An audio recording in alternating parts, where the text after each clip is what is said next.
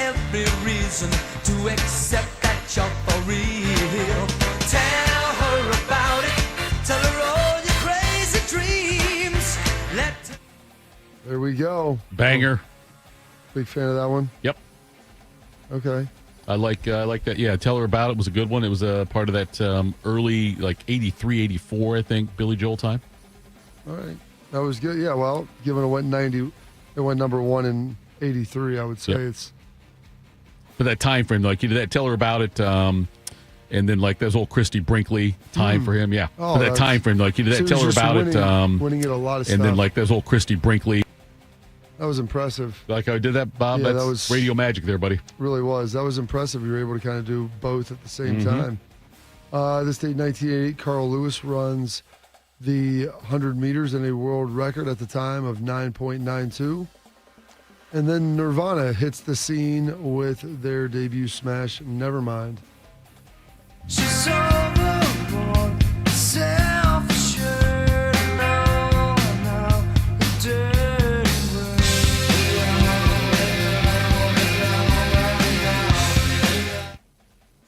There we go. One of their big time bangers right there. And then 1991, Bad Motorfinger by Soundgarden is released.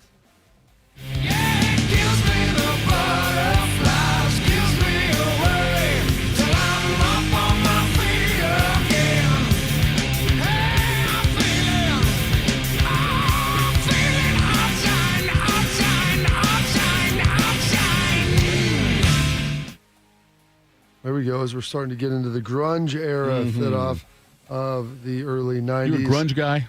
Did you like? Were you into I it? enjoyed Nirvana. I never got into the grunge. I like Nirvana a little bit, like the whole thing though, like the overall. Would you say you were overall? Like the overall grunge scene? Like I like Nirvana. The grunge scene. The grunge scene. Like Pearl Jam, and what would you define as the grunge scene? I like Nirvana. I like Pearl Jam. I'm saying like I didn't dive too deeply into it though. Like beyond those couple of bands, maybe a little Soundgarden, but like if there were other. Okay, we just played Soundgarden. I know. I'm saying other than that though, I don't really think there was other. I can't really think of other grunge bands that I enjoyed listening to. I mean, there was Silverchair. I mean, you had Live. I mean, there was a lot of the alt rock mix, alt rock groups coming through at that point in time.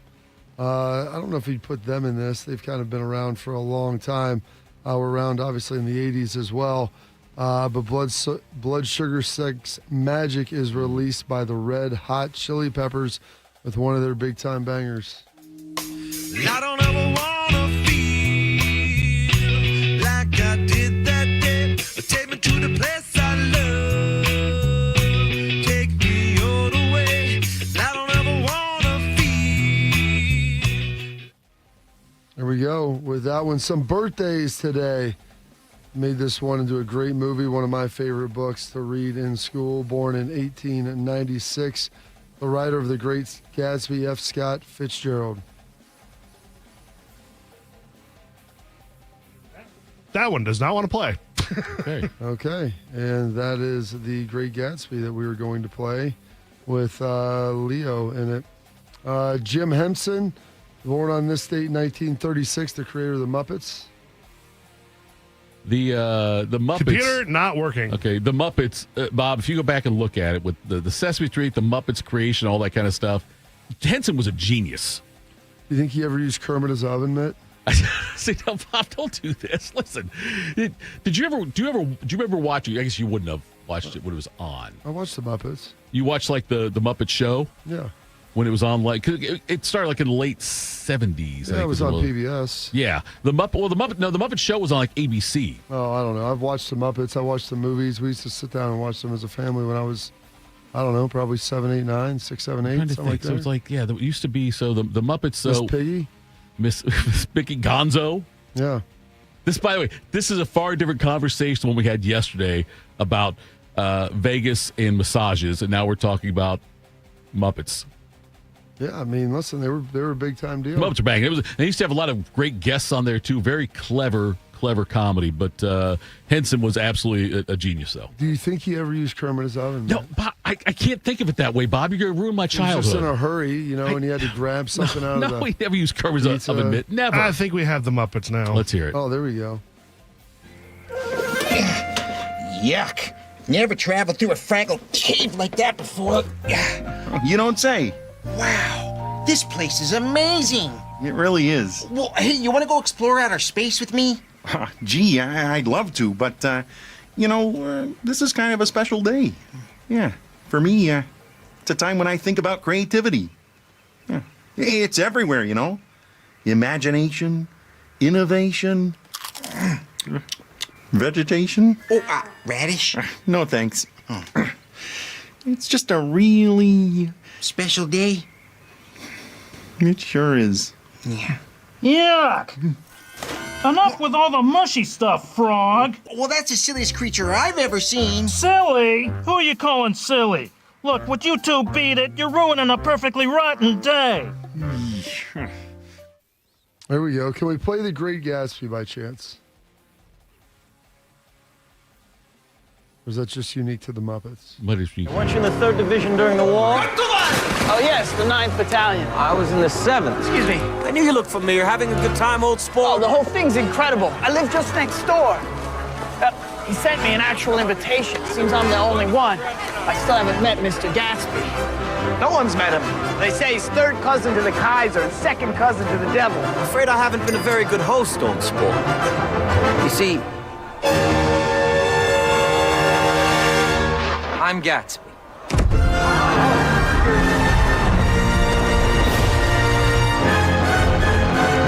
His smile was one of those rare smiles that you may come across 4 or 5 times in life. It seemed to understand you and believe in you just as you would like to be understood and believed in. Can you give me a Cliff's Notes version of the version of the Great Gatsby? What do you mean? Like just what happened? Yeah. What was the movie about? What was the book about? I guess I should say first. What was it? A guy trying to ascend and climb the social ladder. There was a lady involved. Okay. And his desire and quest to kind of fit in the upper echelon of society. Okay. He wasn't like from means, so it was kind of his process of getting there. So he threw these big banger parties to kind of let everybody know who he was. Harder to climb that ladder then or now? Then for sure. People are much more pretentious. Okay. Well, I would say harder to be accepted probably then. Easier to gain status now, but harder to be accepted, right? Back then. Yeah. Now, yeah. I think back then there was much more judgmental on your ascension, like who you were mattered a lot more than what you did. And maybe a little tougher to make it now with everything that's going on. But once you get there, I don't think people care how you got there. So I got you. I would say, that's at least my assessment of it. One of my favorite baseball players of all time. Oh. Juicer? I don't know. He vehemently denied it. Oh, no. Is it Clemens? No. Okay. No. Listen, Clemens was never subpoenaed. Okay. Rafael Palmeiro turning 61. Thank you very much. Thank you very much for being with us today. My name is Rafael Palmeiro. Let me start by telling you this. I have never used steroids, period. I do not know how to say it any more clearly than that. Never. Oh, Bob. And then he gets popped. And then he gets popped after pointed that. at him, believe me, Yes, shook his finger. yes, I he said, did. Bodie, you got to get that with the finger shake up there, Yes. pointing at the, was that Congress they got subpoenaed by? Congress thing, right? They get called, that right there. And he does that. Why what not? a weird time in baseball that was. Or It was, weird time in American history to have that going on. It was a fun time. Here's a birthday of a gentleman who won a Heisman, rushed for over 10,000 yards in the NFL, and is now the head coach at Bowling Green State University. Mr. Eddie George turning 52. Gonna snap it in 2 seconds. Oh, nice. Here's George. Hello, 300. Eddie George following his blocker. Dick, that is 313 yards. He's the first Illinois? in Is that what it history. was against? Yeah. You can think of all the great backs. Archie Griffins. Keith Byard. One after another have come to this program. Many of them fullbacks through the years, but Eddie George becomes the first in history to rush for better than 300 yards, and his workday is not yet finished. So good. He's very, very good. The Titans ran him into the ground his first, for the first 8 years of his career with how many carries he got, which is, granted. That's what they were going to do. That's how he I got know. 10,000 yards. They gave him the ball a ton. God, he was good. Very, very good early on. By the end, when he was in Dallas, he was in rough shape. Everybody said he'd carried the ball a lot, man. That's just all part. That's part of it. That's what they asked. He was a big physical guy. Some other birthdays: Cavs legend Drew Gooden turning 44 today. Paul Hamm, the 2004 men's all-around Olympic gold medalist and Buckeye, turning 43. And then Vontaze Burfict, Cincinnati Bengal, turning 35. Roethlisberger from the pocket, middle of the field, incomplete. A flag does come in. Went to the head. Burfict is coming across the field. I saw it. I thought it was him. Yeah, and I know that they both were in on the coverages at 55 or 37. Personal foul, defense number 55, 15-yard penalty, automatic first down. Burfict in the end. Definitely took the shot to the head. You could see it live. Marvin Lewis, before this drive started, was talking on the sideline the whole time, it seemed like, to Vontaze Burfict, and yes. Oh, my goodness. Brown is still down. Out of control? Out of control. It's going to be everything. That's going to be suspension, fine. Going to be everything. Suspension, fine, and Antonio Brown's life was forever changed. That's guys who played with him said that was a delineating point in his life. I mean, he was always a little crazy.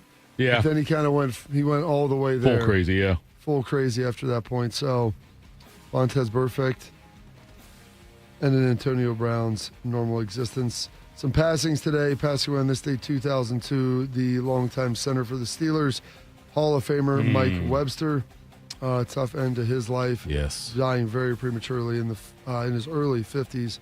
And then also passing away on this date, 1992 or 1991, Dr.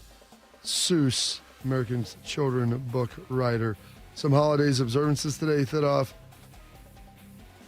We have Banned Websites Awareness Day, which I know is a big one for you. No, don't, no.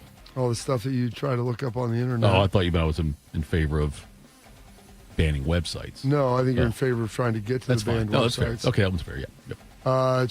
It is Kiss Day, National Bluebird of Happiness Day. Is it Kiss like Kiss or Kiss like the band? Do we know that? It doesn't say. I think it could be either. Kiss has a national day. World School Milk Day as well. And those are your historical events, your birthdays, your passings, your holidays, observances for this date, September 24th, the 267th day of the year, and 98 days remaining in this 2025. Well done as always, Joe. You mentioned the Mike Webster thing. Did you remember Rudy Johnson yesterday? Did you ever meet him or? Played against him. You played against him. Okay, I didn't know if you were positive. I imagine you did. I thought you would have played against him. I didn't know if you ever met him or talked to him. He was in the league when I was in the league. 45 years old, and they believe he's 3 years older than me. Yeah, committed suicide yesterday, and that was the report at least. So, sounded like he'd been struggling with CT as well, but got way too young. Rudy Johnson. He had a great he didn't. I believe, if I'm not mistaken, I think he went to a junior college the first couple of years before going to Auburn. And then sounds about right. Goes on to Auburn, and I think he was a third or fourth round pick by the Bengals. I believe he was a fourth round pick, if I'm not mistaken. And then had a fantastic run there for a few years. We sat behind Corey Dillon. Yeah, he was the 100th overall pick in the fourth round. Sat behind Corey Dillon for a couple of years, and then when they traded him to New England, he took over and had. He had 3 really good years in a row. Really good years. I believe he had 3 or 4 years over 1,000 yards. One of the years, 04, possibly made the Pro Bowl, I think. 05. Makes sense, yeah. One of those years in there. Yeah, so did a pretty darn good job. All right, well, I've already said well done as always, General. I apologize for saying it twice now, but I will say it. Well done as always, General. Morning Juice sponsored by Riverside Bank in Dublin and Event Risk Elite Protection. Coming up next, the King spoke. Ryan Day. We'll hear what he had to say next. Morning Juice. When it comes to protecting your assets, you need a security partner. Event Risk Security Services is a U.S.-based, veteran-owned company providing protection services consulting to Fortune 500 companies, movie studios, celebrities, and high net worth individuals. If you're tired of fluff margins with low compensation for poor quality services and an endless revolving door of vendor staffing, then give them a try. They're virtually the same cost, and they can address what keeps you up at night, event risk. Check them out at eventriskinc.com to learn more. Hey, what's up? It's T-Bone. My good friends over at Sleep Better Columbus want you to know that if you're 65 or older, enjoying those golden years, but maybe you're dealing with restless nights, you need to listen up. Are you tossing and turning, struggling with sleep apnea, and that leaves you wiped out during the day? Well, it's time to reclaim your rest with Dr. Mark Levy at Sleep Better Columbus. As a leading provider in non-surgical sleep apnea treatments, Dr. Levy helps you breathe easier and sleep deeper with custom oral appliances, a comfortable alternative to CPAP. The best part is that Sleep Better Columbus is in network with most medical insurance plans and is a proud Medicare provider, so your coverage can work seamlessly with Sleep Better Columbus. And as we head toward the end of the year, don't let those benefits go unused.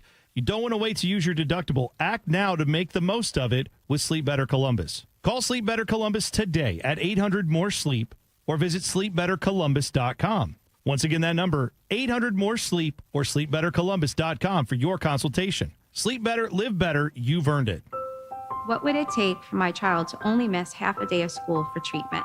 What would it take to fund a cure for childhood cancer? It would take all of us to come together to support the research. Join us. Go to childrenscancer.org today. Your child's oral health milestones matter. By age 1, see a pediatric dentist to establish good oral health habits.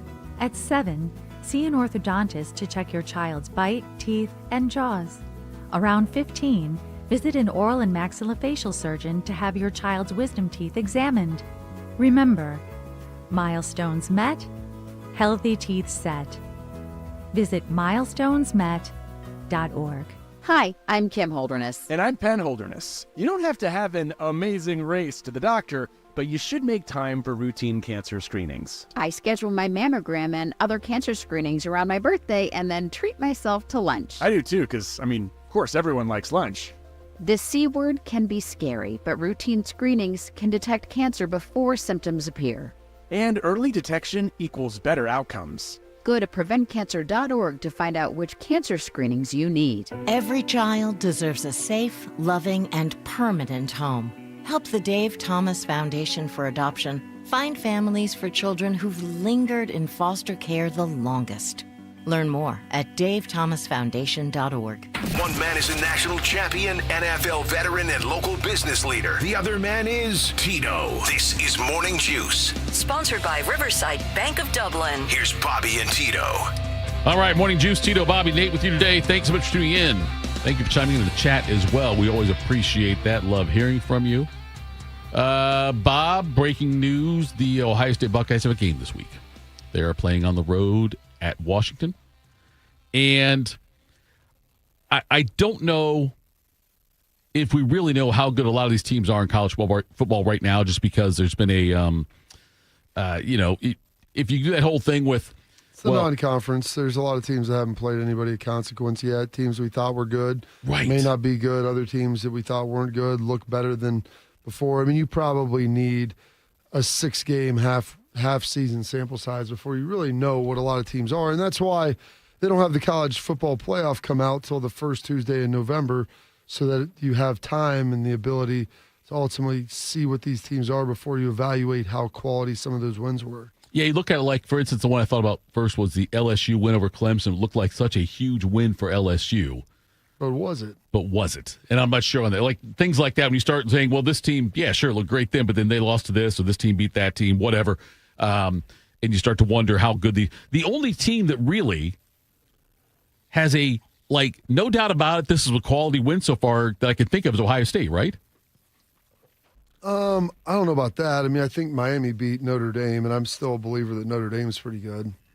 Okay. Granted, they were 1-2. They lost to A&M, two teams that we believe Miami, are good, both by a one score, one by 1 point. So their defense might not be great, but I still think Notre Dame is a very good team.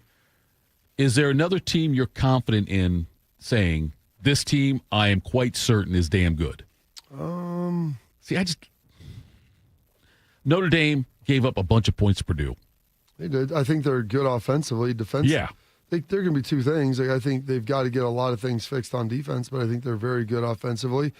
I think Florida State's pretty good. Okay. So I don't think Alabama's bad, and what they did to Florida State did to Bama was pretty impressive. I think Indiana's pretty good. I don't know if they're a national championship team, but I like Illinois. I think Illinois is probably going to win at least 8 games, if not 9, and they just bludgeoned them in front of God and everybody. So I think that was pretty impressive. Who did Oklahoma just beat? Oklahoma just beat Auburn, but Yeah. then this lost John Mateer now for a month. Yes. Which we'll talk about in the quick hitters, I believe. Yes, but I still think Oklahoma with John Mateer is pretty good. So those are some of the teams like Georgia, you think that they're good. Oregon, you think that they're good. I think Miami's good. Okay. How good, not quite sure yet. I mean, of those teams sitting there in the top 10, Ohio State is the only one with a top 10 win. So the next 2 weeks we'll learn a lot about it, because this week we got Oregon, Penn State, and Happy Valley. We also have Georgia, Alabama, and then next week we have Florida State, Miami. Yes, so you're going to find out a lot. That's right, and that will take you to what week, Thitoff? You're right, Bob. I got you. Week 6. Week 6, you're right. I didn't even plan it like that, but you just... I feel like you did. You just proved my point for me. Ryan Day spoke about the environment at Washington. Here's what Ryan Day had to say yesterday. Expecting a great environment. And I think that's what's great about being in the Big Ten. You see now so many different styles of stadiums, different fan bases. And while I've never played at Washington, I've heard great things about it, the university where it's located, but then, their fan base, and the stadium itself, and how loud it gets. So, we're expecting a great environment, and that's what's a great part about being on the road. You get to go into these environments and get a feel for what it's like, but that's why you decide to come to play in the Big Ten, is to play in stadiums and environments like this. 2 great teams getting after it. But traveling to the West Coast, that's a new experience for all of us, and I think it's great. It's great for us nationally in recruiting, and obviously a great opponent. Ohio State is always, it seems, the hunted, not the hunter. When you played in 02, you guys were the hunters.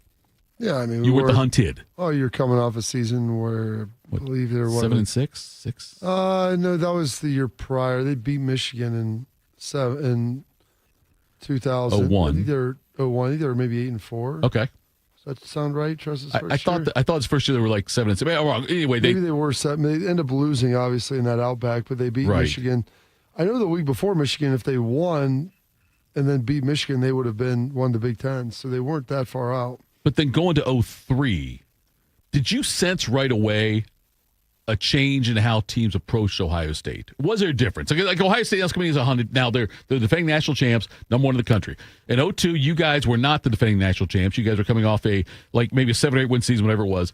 And then obviously you guys strung together the wins and then won the championship. Starting the next year, though. Here's the thing, though. Ohio State's always been a big deal. Sure. Always been a big deal to play, even when they were down. And I don't think you fully realize it here and when you're playing here, but when you start talking to guys, you get to the NFL and you talk to scouts and coaches at other places. I mean, playing Ohio State has always been a big deal, just with the history, the branding of the school, all of those things pieced together. It's not something that you would ever take lightly. And so when other schools play Ohio State, they know that it's going to be a nationally televised game. Hell, the Minnesota game's a night game. Ohio University was a night game. They put these games in primetime windows because it's Ohio State, Also now having the couple weeks off, Ryan Day was talking about the 2 weeks he had to evaluate the running backs, and here's what he had to say about the RBs. Practice is important for running backs, but very important. But you have to almost play with an imagination sometimes because you're not getting taken to the ground. So, getting in the game, you get a feel for all those things. And I thought he ran better in that game. But this is a much different opponent and a bigger challenge. So we got to continue to see all those guys step up in this game. He was referring to Bo Jackson there on that one, and I'm excited to see what kind of role Bo Jackson plays. I don't know. I don't know, Bob. We got to practice as much in the last couple weeks or not. Have you been out there much? You're out there 2 times a week. Okay. I don't know if you're out there. Practice 3 times. Does anything I don't ask you real trade secrets, but like from Bo Jackson, where you saw him when the season started in the preseason kind of thing, to now, do you notice a big difference in him in the practice time or not? What do you mean, like reps he's getting? Yeah, reps he's getting. This is overall. They rotate guys through, and they work guys in with different groups, especially at running back and receiver, and they have him work with everybody. I would say that his role has expanded. Like if you look at what he's been able to do on the field and how he's been utilized, and granted those were two inferior opponents that they played, and they had a bye week, but here's the thing, like he's looked good doing it. Mm-hmm. And so when that's the case, they start giving you more. With Ryan had talked about that, I believe, after the Ohio University game. Like you keep giving guys more if they're able to handle it. You want to give them digestible chunks so they're able to go out there and they're not overwhelmed. But yeah, he's gonna. I would anticipate, unless there is a hiccup in his performance, that his role is going to continue to expand throughout the season. Here he is talking about getting the running backs carries. Ryan Day, that is, talking about getting the carries for the running backs. No, it's a good question. How do you get everybody into a rhythm of the game? Each player is different. You kind of saw last year how we did it. Some guys got hot that game. We played them, but it's a long season, so we're sort of looking at it that way, that we need all the running backs throughout the season. And however that shakes out, we'll see each week. We'll look at the game plan. We'll look at where we are. We'll look at the health of everybody, and then figure out who deserves carries. There's no question that Bo did flash last game, and so we're going to keep building on that as we move forward. So that'll be interesting to see. I want to see how they split up the carries against Washington, and really the key for Bo Jackson is, I believe, don't fumble the ball. You know what I mean, and just be consistent. It's your negative plays. Yes. He'll make some big-time plays. Like, he's an athlete. He's a really talented runner. The question is, like, what is his downside? What's the bottom, the floor of his performance? And was it against Grambling that he fumbled right there at the end? He was already out of bounds. Yes, it was. Yep. Already out of bounds. Not a big deal, like, right on the sideline, as far as gameplay. But that's something that when, the coaches see, it is concerning to them. Now, he played really well against Ohio University, so that appeared to be alleviated. But you have to keep building on those performances. And Ryan, was saying that. I mean, you got to listen to, the exact specifics of what the coach says about guys. And when they say, we're going to keep building on that, yes, he's going to keep playing more as long as he can handle what he's doing and we don't have any regressions. I have such a strong vibe, Bob, from your 0-2 team when you look at this running back room, when you've got a young guy, Bo Jackson / Maurice Claret, maybe. Kind of, as far, I don't know if I put him in Maurice. Maurice had like $175. He did first game out. But I'm saying, though, you also had a couple of veteran running backs in there with Lido Ross, right, and Maurice Hall. Yeah. A couple of guys that have been around. And I feel like there's a couple of guys that have got experience, and then you got this young freshman kid, and we'll see how it goes. I understand, yes, there's no way. Bo Jackson, the vibe, the Claret thing from the start.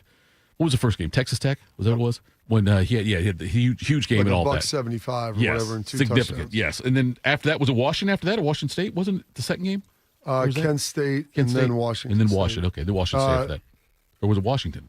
Well, it was Washington was my sophomore year. We opened the season with them at night. Then it was Washington State. Then it was either Cincinnati, then Washington State, or Washington State, then Cincinnati, one of the two. Right. Regardless, you guys were lucky to win the Cincinnati game. Yeah. Lucky to win a lot of games that year. Yes, you were. Here is Ryan Day talking about the Washington defensive line.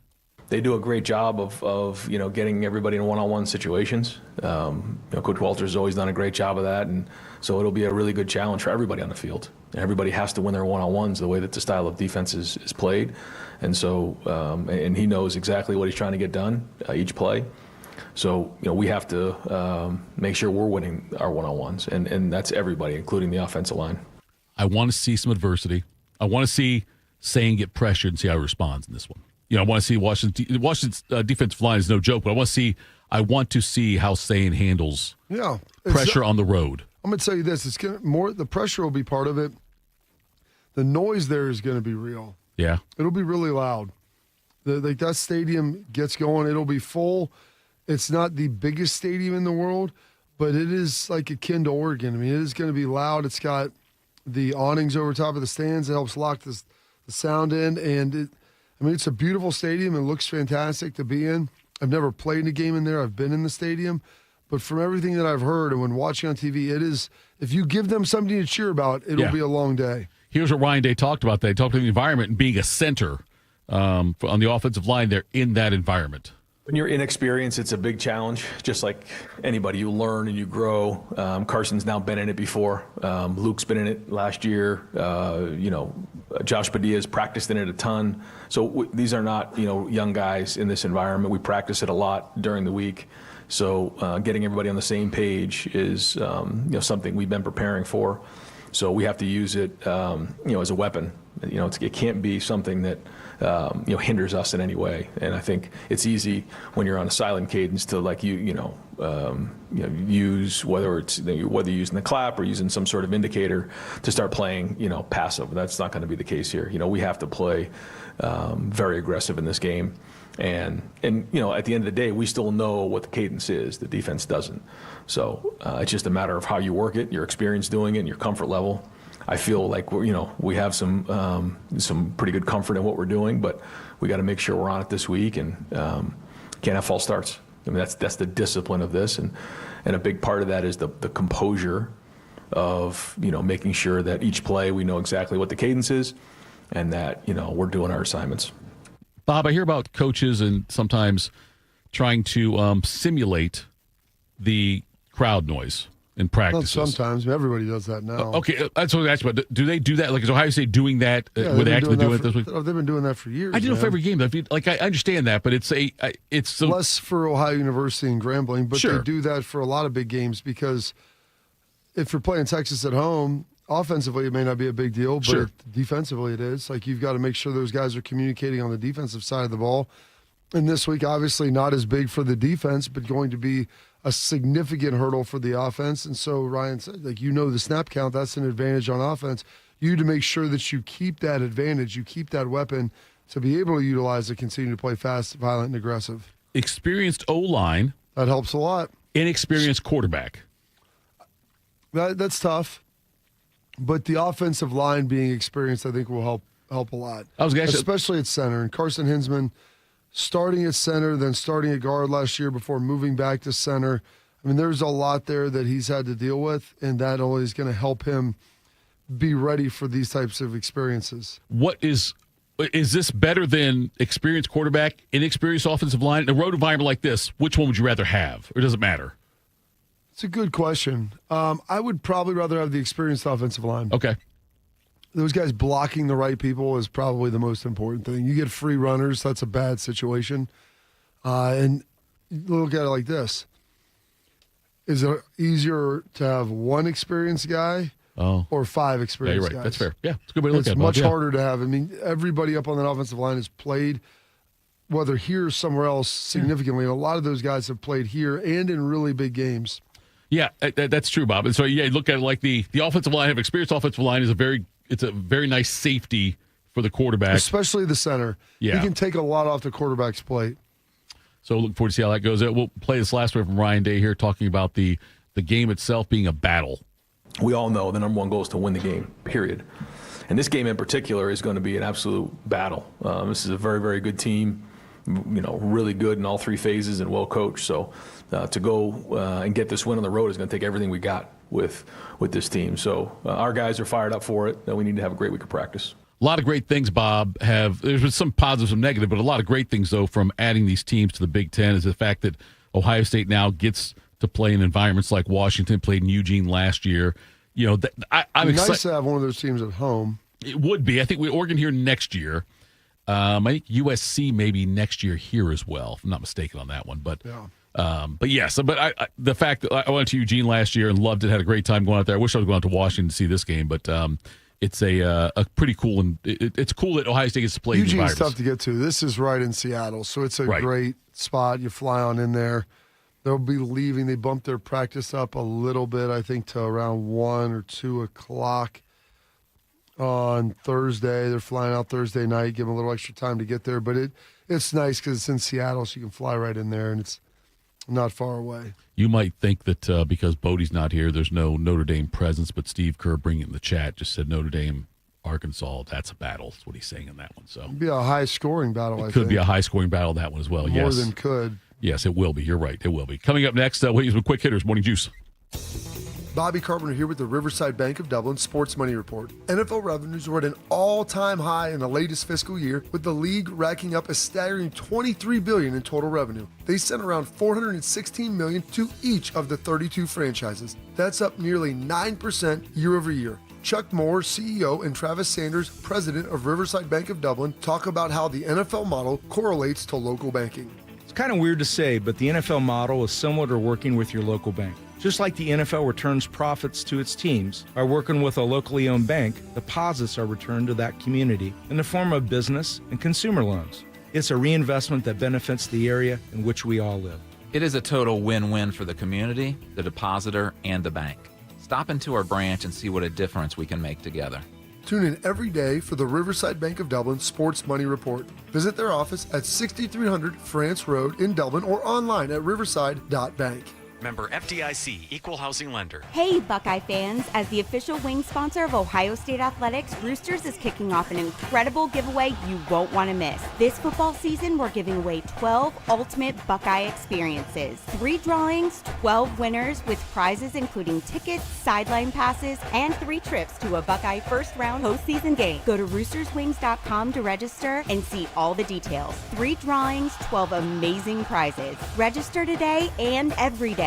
Roosters, a fun, casual joint. Hey, it's Bobby Carpenter, and football season is here at Columbus, and Germain Toyota of Columbus has the winning plays. Drive home a brand new 2025 Tacoma SR5, just $269 a month for 36 months, 10,000 miles a year. Or power up with the Tundra, now just 1.75 APR for 72 months. Don't wait. These deals, they won't last long. Stop by Germain Toyota on the corner of I-70 and Bryce Road, or shop anytime at germaintoyota.net. Germain Toyota of Columbus. See dealer for details. James Laurinaitis here for my guys at Green & Sons, the premier Kubota dealership in Central Ohio. Green & Sons has all the Kubotas you need to tackle your land and come out a winner. They have zero-turn skid steers, tractors from 18 to 171 horsepower, and also utility vehicles. My favorite is my RTV Sidekick. The best thing about Green & Sons is they've been family-owned and operated since 1970, and you will love dealing with the Green family and their winning team. Do what I did and check out Green & Sons located in Mount Sterling and Marysville, or online at greenandsons.com for all your Kubota needs. At National Geographic Society, we believe in the power of wonder. It drives us to explore, pushes us to see the world differently, moves us to action. And we believe that today, wonder is more essential than ever. Wow. That's why we're supporting a new generation of explorers to ask big questions, make breakthroughs, and bring the future closer. Wonder awaits. Will you join us? Visit natgeo.org/wonder. Tito invited the new Russian family who moved in down the street to watch Rocky IV. It did not go well. I must break you. This is Morning Juice. It is Morning Juice. No Bodie today. Doesn't mean Notre Dame's not getting discussed in the chat. Patrick and Steve Kerr always do that, Bob. They overtake. They know Steve Kerr had that huge 3. Yes, for the Bulls. That was huge. It's amazing. He's up this early. Jordan found him in the corner. Yes, it's on the amazing. West Coast. He's probably out there working, breaking down film right now. You think he's awake or getting ready to go to bed? Do you think he just woke up or ready to go to bed? He's up and ready to go. So Steve and Patrick bringing in. They like to discuss Notre Dame in the chat, which I love that. That's fine. All right, let's do some quick hitters. Morning Juice presents Quick Hitters. Sponsored by Dr. Mark Levy. If you're snoring and not sleeping, call Dr. Mark Levy today at 1-800-MORE-SLEEP. All right. Normally it's Bodie's turn to shine, but now the time to shine belongs to Nate. What do you got, bud? Good morning, guys. Over the weekend, Oklahoma star quarterback John Mateer suffered an injury to his right hand and had to undergo surgery. He's expected to miss at least 3 weeks. They've got Kent State, Texas, and South Carolina coming up. Bobby, can Oklahoma stay in the SEC title hunt? That is going to be tough. Their schedule, as you mentioned, Nate, is not the easiest thing in the world to navigate moving forward. I believe they're on a bye this week, so that helps to give them a little bit of time. But Mateer, you start looking at him, and he's the odds-on favorite, or was prior to this injury, to win the Heisman Trophy. And so when you look at that, and then you start parceling out their schedule moving forward and how big of a part he is of this team, I mean, he gave him a belief. He had like a Baker Mayfield effect on the squad. Kent State, not going to be a big deal. Texas, bigger one. South Carolina. On the road. I'll have to see what that looks like. If he can be back for Ole Miss and you can find a way to split those games, that's just one SEC loss. They'd have the win over Auburn. They have a win over Michigan. If Tennessee, Bama, Missouri, and LSU to finish the season, it is a tough, tough schedule. They did them no favors. But if they can split and get back, probably that South Carolina win would be the one that you would be leaning into. Although Texas, they haven't been great on offense. So, I think anything is possible for them. I was watching that Oklahoma-Auburn game, and I told my buddies out there in Vegas, Mateer needs to have a Heisman moment. And I think he had his Heisman moment on that drive that they went down there and scored. Yeah. And the defense is good enough, I believe, to overcome his absence. For maybe 3 games. The Texas game, like you mentioned, the offense for Texas, nothing impressive really for Texas that they've done against quality opponents. And so, they had 9 sacks against Auburn, tied a school record for Oklahoma's sacks a game, which surprised me a little bit because I remember the Oklahoma teams in the late 70s and the mid-80s, they played some cupcake teams, and I thought maybe they had more than 9 in a game. But 9 against Auburn was significant. So I think the defense can bail them out for a few games. Getting the bye week, I don't know how much he's going to rush himself to get back. I would say the Heisman now is gone for him.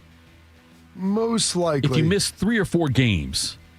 Depends how Carson Beck plays. Who else is in the running for you? Beck's probably one of them. I'm trying to think who else. There is no one else.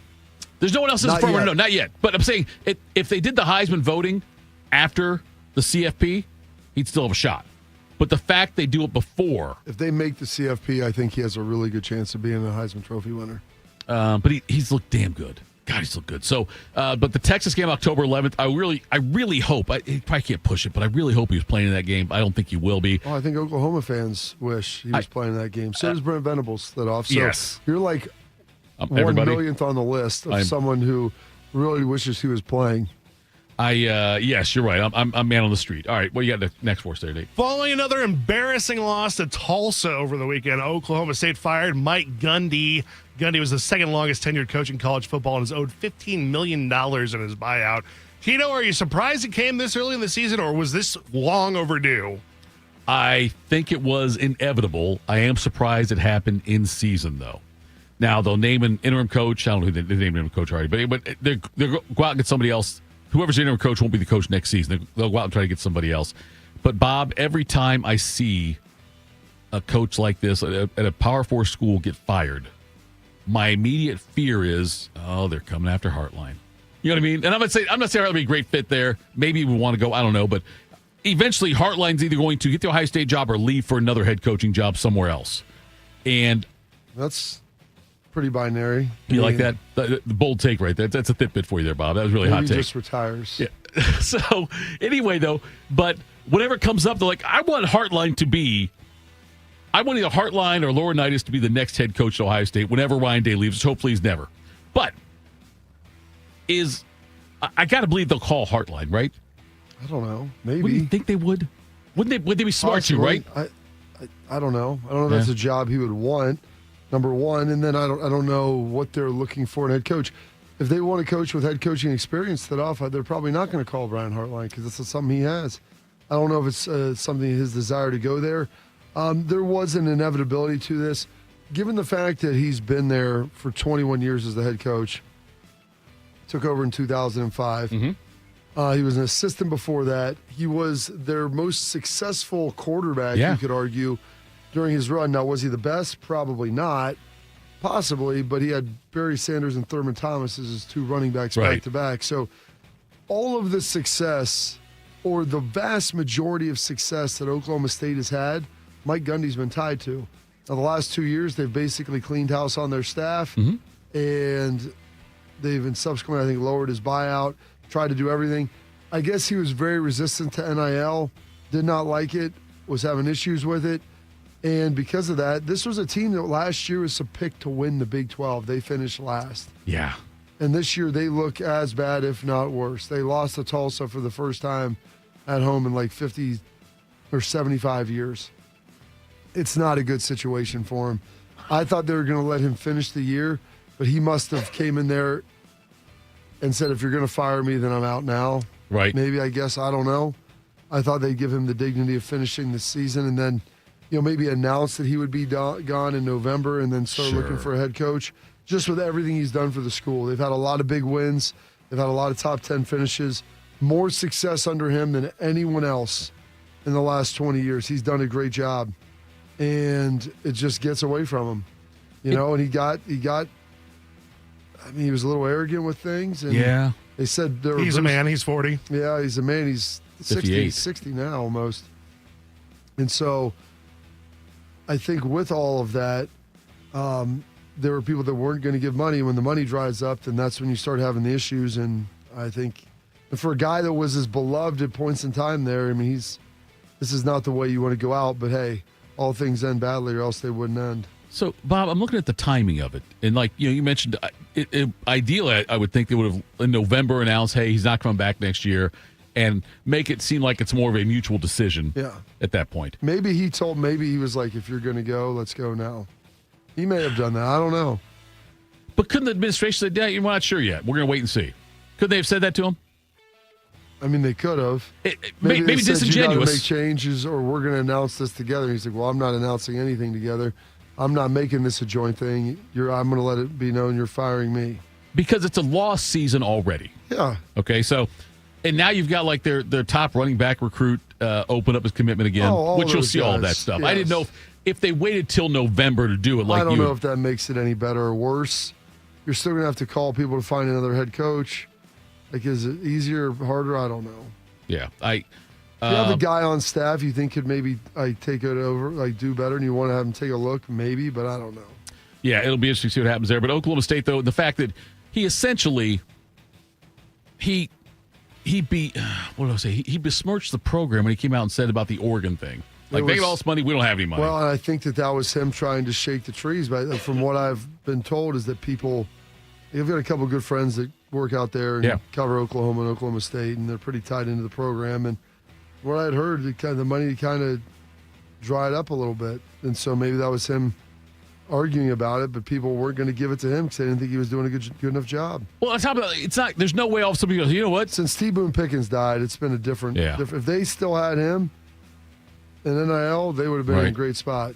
But he doesn't. He's gone, and his kids don't care about football. Right. So we'll see. Oklahoma State, though, they may have experienced their highest of highs. And they won't be. I don't think they'll be relevant again for a long time. Charlie Sheen, that first time he had a crack pipe. Listening to him describe that makes me want to try it. Don't say that, Bob. It's 30 years later, and it's like him painting a picture right in front of your face. Yeah. The joy of painting with Bob Ross. Yep. All right. What do you got next for us, Dave? The Jackson Dart era is set to begin in New York. The Giants benching Russell Wilson after a poor performance on Sunday. Bobby, do you think this is actually Brian Daboll's call, or was this forced on him by management? I think Brian Daboll said, listen, if I want to have any chance of saving my job, I need to start going to Jackson right now, and I need to show that I'm the guy to develop him. We need to show progress.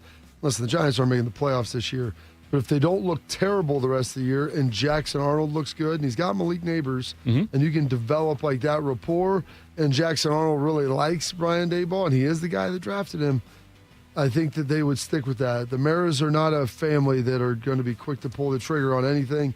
I think they believe in Daboll. They just want to show him. That's why they drafted a quarterback. We're going to give you this opportunity. Traded back in to get him, yeah. That's what I'm saying. They traded back in to go get him, and so you're not going to try to pair him with a new coach after this. It was interesting when Jackson Dart comes into the game, you hear the crowd go crazy about it. The crowd wants – the Giants Nation wants Jackson Dart to be their quarterback and get out there and do it. And you mentioned Malik Neighbors. Look, Cam Scadaboo looked pretty good also in the limited time he's had. He's been pretty good. That's what I'm saying. You have him, you have Neighbors, you have Jackson Dart. Their line's not great, but Jackson Dart can move. He moves much better than Russell now at his stage in his career. Absolutely can, yes. And just when you've got that going for you, though, and Tyrone Tracy, by the way, is out now for I think 3 or 4 weeks. So Scadaboo's going to be the guy there the next few weeks. You've got an opportunity now you've got Dart and Scadaboo, two guys you drafted. And on the other side of the ball, you got Abdul Carter. These are all guys that are young players that can make an impact for this Giants team. And so the Giants... They still got Thibodeau over there. I mean, yes. he looked really good Absolutely. against Kansas City. They've got some dudes. The Giants right now are a hell of a lot more fun and watchable than they were in the preseason. What's that? Van Halen? I'm saying the Giants now, though. Right now. Come together right now. There's no tomorrow. There's no tomorrow. They are a lot more fun to watch, I everything. think. Bobby, I've heard rumors about that. It does mean everything. It really does. You a Hagar or Roth? I like David Lee Roth a little better. You liked it better than Hagar? A little bit. Not this much. is the correct answer. Roth is the correct answer? Yes. I don't know. I think it's close. It's not a big delineation for me. I'm not going to sit there and draw a line in the sand. I can take either. But if you're going to ask me to choose, I'm going to go with David Lee Roth. What's weird about this is I would think that the younger guys would go Hagar, older guy would go Roth. I'm older guy. Just because of when this music came out, when the music was really, when they first, like the David Lee Roth stuff ended literally in 1984. Did you ever see him lick the microphone though, and just really? I never saw him lick the microphone. I saw him do the jumps. He was a great performer. He's an entertainer. He was that's exactly what entertainer. It's good. That's a perfect word for it, Bob. He's an entertainer. Hagar was much more a mature songwriter. David Lee Roth, all their songs were fun, poppy kind of songs. There's also one thing you're not factoring in here. What's that? I want to hear Eddie Van Halen play guitar, not synthesizers. Well, that's an Eddie Van Halen thing, though. That's not a Hagar or David Lee Roth thing. I'm right. No, look, we did the whole jump thing at the beginning, started to do all. Yes, I got all that. I'm just saying, though, as far as the type of music, I think that Van Hagar was better than Van Halen. I'll have to go back and look through the catalog. It doesn't mean maybe the music's better. I can still like the guy better, though. David Lee Roth, man. Good Lord. What he's turned into now. I saw some clips from him at a concert he did down in Florida recently. Oh, yeah, not good. It's not pretty. And Sammy Hagar is still putting out, his shows are good, I think. He's out there touring with Michael Anthony. Yeah. And I'm thinking usually rockers don't age all that well. A lot of them don't, but I think Hagar's aged okay. Vince Neil, Axl Rose, David Lee Roth did not age well. Right? What other rockers have aged as well as Sammy Hagar, though? I mean, Slash. But I'm talking singers, frontmen. It's hard to sing when you do a lot of drugs and you're a screamer as it is. It is. That's a hard deal to do on your vocal cords. And then you usually pair that with a lifestyle that's not conducive to longevity. Right. I'm trying to get other rockers. Can you think of one? You're a music guy. What's another rocker from the 70s and 80s that aged well? I still think Robert Plant still sounds pretty good. Plant sounds pretty good. That's a good call. Yes, I think Robert Plant does. Yes. He's still out there touring, too, isn't he? He is. Yeah, he is. But I can't think of many others, though, that have aged well. Kurt Cobain. Look, he sounds like he's still 28. 27? Of course he does. Elton John's voice is different than it was when he was younger, but he still sounds great. Elton John, I saw his final show when he came here. I mean, outside of Which Crocodile final show? Rock, the final, the Yellow Brick Road. Okay, it was the last time he's toured. I got you, yeah. But outside of being able to do the falsetto and Crocodile Rock, he was very good. He and McCartney are still doing well. Yeah. I think McCartney does well also. But as far as but those are more. Paul McCartney still can sing pretty well. Yes. But neither one of those guys were screamers. No, they weren't the loud rocker kind. I don't know if Eddie Vedder's aged well or not. Eddie's fine. Yeah, Eddie still sounds like Eddie Eddie can Vedder. still sing pretty well. But Eddie also, the last 20 years, hasn't lived in a blender. That's true. Which That's is what true. some of those guys hop on that Charlie Sheen bandwagon. I'm hearing Phil say Steven Tyler. I don't know about Steven Tyler. Steven Tyler's done okay. He still looks like someone's grandmother. He has a scary look to him, but he can still sing. Coverdale from It finally Wednesday. hit Tyler in the last couple of years. But he's almost 80. Yeah, he's 80 now. If you can still sing at 70 years old, that's the way they sing, that's pretty good. This isn't Barry Manilow. So that was Phil brought up Steven Tyler. Joe brings up David Coverdale, Whitesnake, right? Yep. It was his birthday the other day. Coverdale's I wasn't here then. 71. I don't understand. Is he really? It's Monday, 71. God, Coverdale, Whitesnake. I forget who I got in an argument with my wife yesterday, who was someone who was not an argument, but they said someone was, Lee Greenwood. I go, he's in his 80s. And they're like, no, he's not. I go, and then I looked it up. Boom, 82. Is he really? Yeah. Listen, I do today in history for myself as much as anything else. Bob, when I go on Jeopardy, I'm going to be able to win. That one summer of the Desert Storm homecomings. I spent the entire summer going around different parts of the country Trying to get out of PT? Covering the homecomings. And I cannot tell you how many times I heard Proud to Be an American. There you go. So many damn times. And it's a great song, but I got tiresome, like, come August, and like. Just tell them to ease off, Lee. Let's do something. Let's play a little something. Let's play. I understand play the hits, but that's it for today's Quick Hitters. Coming up next, John Gerber is going to join us. We will talk Ryder Cup. That's next. Morning Juice. Delaware County Veterans Services, here for those who served. Located on the ground floor of the historic courthouse in downtown Delaware, our team of veteran county veteran service officers is ready to help you access VA benefits, emergency financial assistance, dental and medical grants, transportation, and more. Need a ride to a VA appointment? Facing a financial emergency? Are you or your spouse simply looking for answers? Then give Delaware County Veterans Services a call. 740-833-2010 to schedule an appointment. Delaware County Veterans Services. Hey, animal lovers, it's Anthony Rothman. On October 12th, downtown Columbus becomes the ultimate dog lovers destination. Lace up, leash up, and walk to save lives. Every step you take fuels care for shelter dogs in need. There's a free dog festival with jaw-dropping sport dog shows, hands-on training for your own pup, and a rescue marketplace packed with adoptable dogs and mission-driven vendors. Fun walk, fundraise, fund rescue. For more info and to sign up today, visit gigis.org. That's GIGIS.org. In honor of all those we've lost to cancer and those still fighting and thriving, like basketball analyst and cancer champion Dick Vitale. I want to beat cancer. I'm going to beat it. That's no doubt in my mind. I'm going to win this battle. Defeating cancer will take all of us.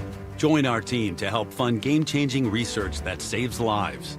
At the V Foundation, V is for victory over cancer. V is for victory over the odds. V is for victory over health disparities, victory over setbacks, victory over the unknown. V is for victory over giving up. Don't give up. Don't ever give up. Donate to the V Foundation to join our team and help save lives. Cancer can take away all my physical abilities. It cannot touch my mind, it cannot touch my heart, and it cannot touch my soul. 100% of donations fund game-changing cancer research. Donate now to the V Foundation at v.org. Hi, this is Martina McBride. With online news, social media, and texting available 24/7, the world seems to be spinning faster and faster every day. And it can be overwhelming. Sometimes we just need to unplug and take a break from our electronic devices. It can help reduce stress and allow us to reflect on the things that are really important in our lives. This message brought to you courtesy of the United States Air Force. The next disaster is coming. Make a plan. Keep extra medication on hand. Make copies of important documents. Stay informed and be ready. Learn more at americares.org/send-us-in. Since 2003, Wounded Warrior Project has helped post 9/11 veterans adjust back to civilian life. Through specialized programs, they begin healing their bodies and minds while regaining a sense of camaraderie. Learn more at woundedwarriorproject.org/possible. Proud to be your go-to sports addiction. WBNS, WBNS-FM, HD3 Columbus. The Fan 3, Ohio sports destination. One man is a national champion, NFL veteran, and local business leader. The other man is Tito. This is Morning Juice. Sponsored by Riverside Bank of Dublin. Here's Bobby and Tito. Coaster Bobby, we passed it. We are more than halfway through our show week. And now we are joined by John Gerber at J. Gerber PGA Pros, where you can find him. He's the host of From the Rough podcast, the most popular golf podcast in the state of Ohio. Ryder Cup gets underway on Friday, and the last 5 Ryder Cups have been won by the host nation. Can you tell me, is having the home course advantage a big deal? Yeah, good morning, fellas. If you look at it in the sense of kind of comfortability, I think so, yes. I mean, you have, the host team has the opportunity to set up the golf course how it fits their team, as opposed to just going out there and the two captains kind of combining and working out that way. It doesn't work that way. They've set up the golf course to fit their team, and it seems like that's the, if you look last year when they set it up, it was certainly, not linked, didn't have a lot of length that really set up for the European. So certainly an advantage when you have an opportunity to set up the golf course that fits your team. Do we have the best players on the Ryder Cup this year? Because looking at this team, I don't necessarily feel like that's the case. I don't look at it. I really think, on paper, the United States is favored, but I don't think they're favored. If I look at the team and go, who's the weak link for the European team? You can't say Højgaard because, this golf course is, if any European guy fits the golf course well, it's him. He's one of the longest on the PGA Tour. So if you think that rookie is your weak link, I don't really think so. So when I look at it, certainly on the betting side of it, I think the Europeans should be favored because some of the matchups are going to be fantastic. John Gerber joins us here on Morning Juice. And Gerb, I admittedly, I've never played competitive golf on a team. You've played on high school teams. You've played in college on teams. So you played team golf before. For me, from a layman's perspective, I don't understand the importance of team golf, like how it changes. Just like, go out and shoot my best score. I'll play the best I can. That's all I can do. How does it change for team golf? Like, what's some of the dynamics that people should pay attention to? Or what are some things that are important about playing as part of a team? Yeah, no surprise you have never been on a team, JT. That's for sure. That's not a surprise. There's no surprise there. But thank you. Yeah, you're playing for more than just yourself. You're playing. You don't want to let the other guys down. Bob knows playing on football. You're playing for a lot of the guys that's been patting you on the back and pushing you and motivating you, and vice versa. So, yeah, certainly. And on top of that, playing for the United States or playing for your country, there's a lot more on your shoulders, and you're playing a lot more than just yourself of shooting a score. And it's a little bit different than the Ryder Cup. It's not a stroke play, so everything is kind of head to head. When it comes to those matchups. So yeah, it's a rah thing, and you're playing for 11 other guys besides just yourself. So when they do some of the things, the alternating shot and all of that, like how does that play pairing those guys up? Yeah, one of the biggest factors that we look at, certainly on the betting side, is the golf ball itself. If you look at the U.S. side, there's 5 or 6 guys that's going to be playing different types of golf ball. You look at Ben Griffin playing a Max Fly golf ball. Who do you pair him with?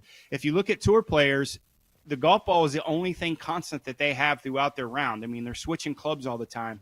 So they have to get that golf ball dialed in, and they know spin rates. They know distances from the half yard to knowing how far they hit their golf ball. Now, when you switch golf balls, the criteria and the characteristics of a different golf ball changes. So don't be surprised if potentially you see some shots that are a little bit more errant than you think, especially on the alternate shot side. That is fascinating to me, Gerb. That, and again, layman's terms, because I'm obviously obviously a layman. Okay, that's fine. The golf thing. I am surprised. Not surprised. I am amazed at how much different the type of golf ball can make a difference with these guys. Yeah, for these guys, that's a great point. These guys, it doesn't really matter what golf ball you have. We went through this exercise before with you. We did. So if you look at it, it's a big difference. Even if it's I'll go back to the TaylorMade, even if you're playing a TP5 or a TP5X, those are 2 completely different types of golf balls. And these guys are so dialed in. They know, they can feel it right off their hands, especially off the putter and off the driver, the difference in a golf ball in terms of just the material of the golf ball and the surface of the golf ball and how far it flies, everything. These guys are really dialed in. That's why they're on the Ryder Cup team. Is there somebody on the U.S. side and somebody on the European side you can point to and say, you know what, this guy is really good in this format? I'll go back to Rasmus Højgaard. You watch him. He probably won't play much in the foursomes, which is the alternate shot, but I really think he'll thrive in best ball format. Reason being, again, he's one of the longest guys on the European DP Tour. He makes a lot of birdies. So you look at a guy like that. But you also go on the other side of the fence, and a guy that will be really good in alternate shot foursomes would probably be J.J. Spaun. Doesn't hit it out of play. Pretty good iron player. Doesn't put the ball very well per PGA Tour standards, but he just doesn't make a lot of mistakes. So look at the guys like a J.J. Spaun that will play really solid in alternate shot. Doesn't make a lot of birdies. And look at a guy like Rasmus Højgaard. 2 rookies coming into this that will do really well on the foursomes. So how much does the crowd impact this? We've seen the thing out in Phoenix, when the Desert Open out there and all the stuff, the way the crowd gets into it in almost an obnoxious way. But obviously, the home course advantage, you'll have more American fans there than fans of European players. And I'm curious, how much does the crowd play into this? Well, certainly that's one of the great things about the Ryder Cup is the crowds feel like they're a part of it. Everyone's touting how big of a home court advantage the United States is going to have playing in New York, but last time I checked, there was a lot of, New York is a melting pot of people, and there's a lot of Europeans that live in New York and that surrounding area. Not saying that it's not going to be pro-rah-rah USA, but there's going to be a lot of support. I thought Luke Donald thing that he did yesterday was genius, having all the European guys in the middle of their practice rounds signing autographs. That you don't see that very often. They usually wait till they get finished, sign all the autographs. But these guys made it a point to kind of maybe get the crowd a little bit on their side. And I thought that was a great coaching, coaching thing that he told the European guys to go ahead and do that through your round, sign all these autographs. I think that was genius. Very small thing, but I think it was very smart. How much does the captain play into this with Keegan Bradley's role and what he's got to do? I think Keegan and Luke Donald will be, they're completely different types of guys. Keegan is very externally outgoing. He's going to be in your face. Luke Donald's more of a laid-back type of guy. But what's really going to be the difference is how they pair guys together. Knowing your team is going to be a big deal in terms of personalities, who play well, who plays well together. Luke Donald is going to have a bit of advantage. Two reasons why he was the captain last year or 2 years ago. And he knows most of these guys. There's only one guy that's on this team is Højgaard that wasn't on this team when they won 2 years ago. So he knows these guys a lot better. But the pairings and putting these guys together is really the genius. What's going to happen when you're a captain of the U.S. team or the European team? It was, I think, 87 when the Ryder Cup was at Muirfield here in town, in Ohio. And do you think that Muirfield has a shot to host one again in the future? Yeah, that kind of depends on Jack. I mean, if you look at it, they've hosted so many great events. I mean, even the President's Cup, Ryder Cup. This first time Europe won on U.S. soil was at Muirfield Village. So if you look at, they have so many big events. To be honest with you, it's probably if Jack wants it again. Does he want it? I'm not really sure. There's so many events that he has, and does he really want to deal with that? So I think it's a great venue for it. I'm not really sure if they'll get it again. They've already scheduled out all the way till 36, I believe. Oh, geez. So there is some time, and I'm not so sure if Jack will be around to make that move to get the Ryder Cup there again. Yeah, that you're right. That the 30, I know they're scheduled out to 36. I knew they were out till at least 30. I didn't know that till 36. That's amazing. Is there when you think of the Ryder Cup? Have you been to Ryder Cup before? I imagine you've seen them. You've been in person, right? I've been to 2 Ryder Cups, yeah. Which ones did you go to? I went to Whistling Straits and Valhalla. Okay. All right. Is there somebody, when you think of Ryder Cup, like when I think of major, like you think of Jack, you think of Tiger, you think of, different major winners and different moments in majors history. Is there a golfer you think of when I say Ryder Cup, a golfer you think of that had a lot of success, or a moment? What was the Justin Leonard? Was that the one who made the putt? Was that the guy who made the putt the one time? Was that a Ryder Justin Cup? Leonard. And we don't talk. That's Ryder Cup. We don't talk a lot Justin Leonard on our show, so I knew that was going to come up, but I didn't really want to say Justin Leonard. But yes, certainly Justin Leonard is the kind of the famous thing of Justin Leonard. I mean, you could always go back to where, the antics of Sergio Garcia. He's always been a stalwart when it comes to Ryder Cup. I'm not surprised he's not on this team. I think his days are over. But certainly Justin Leonard, the putt for Justin Leonard is Ryder Cup. People will he'll be reminded more of Ryder Cup making that putt as opposed to the tournaments that he has won, the major championship that he won in the British Open. So, Justin Leonard is certainly the top of my list. And now let's get back to the betting part, because at Jay Gerber PGA Pro is where you can find him on Twitter, and From the Rough podcast, host of that's on FanStream Sports. You can check that out as well. They've got a free app you can download for Apple and Android users. As far as the betting for this and how you handicap the field, because I know you've had a pretty good season so far with betting. How do you do this? Like, how hard is it for you to handicap the Ryder Cup? It's difficult. Reason being is because, you're only getting pairings the day before. So you're in a very short window of how you can handicap it. So the time frame is a little bit tough.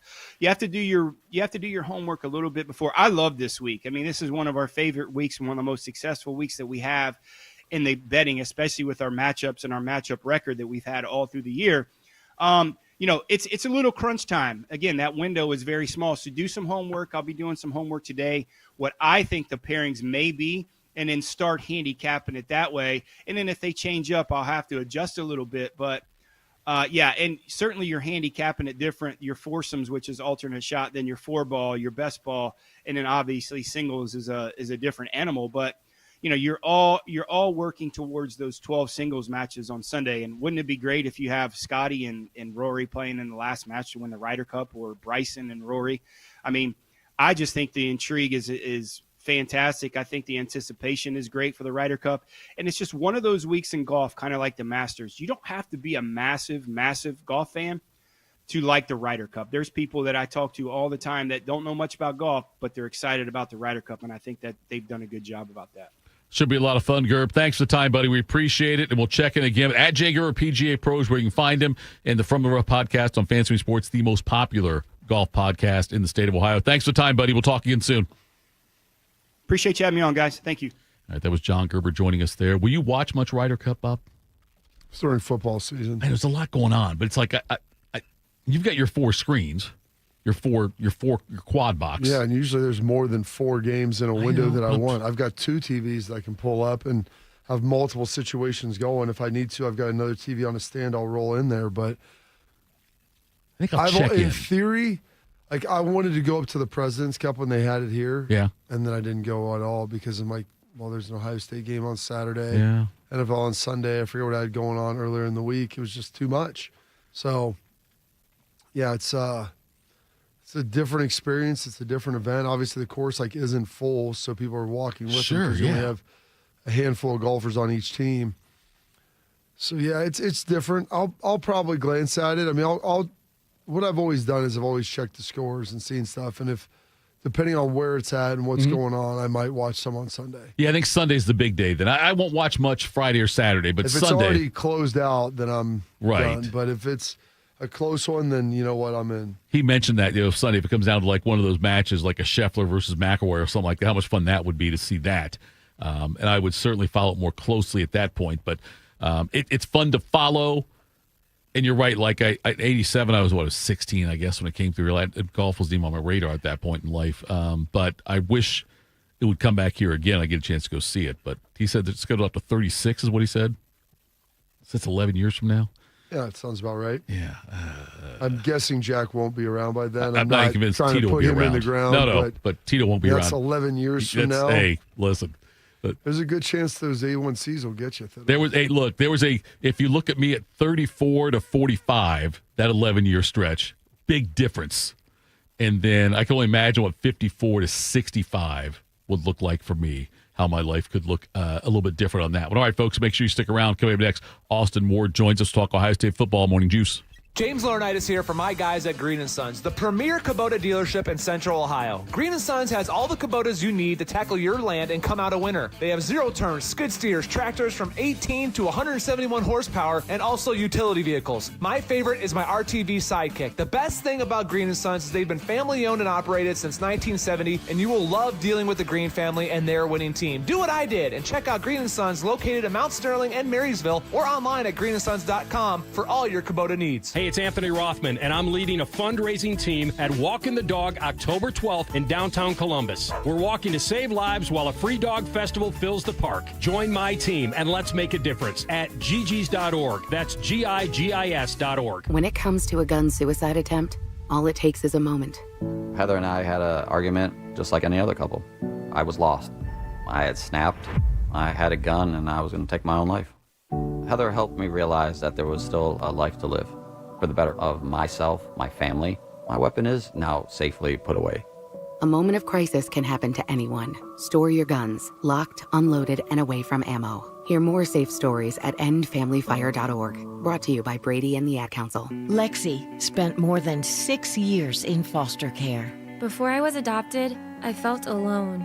With help from the Dave Thomas Foundation for Adoption, Lexi now has a forever family and the foundation for a bright future. Adoption changed me for the better. I feel like I can be whoever I want to be. You can help find permanent homes for children still lingering in foster care.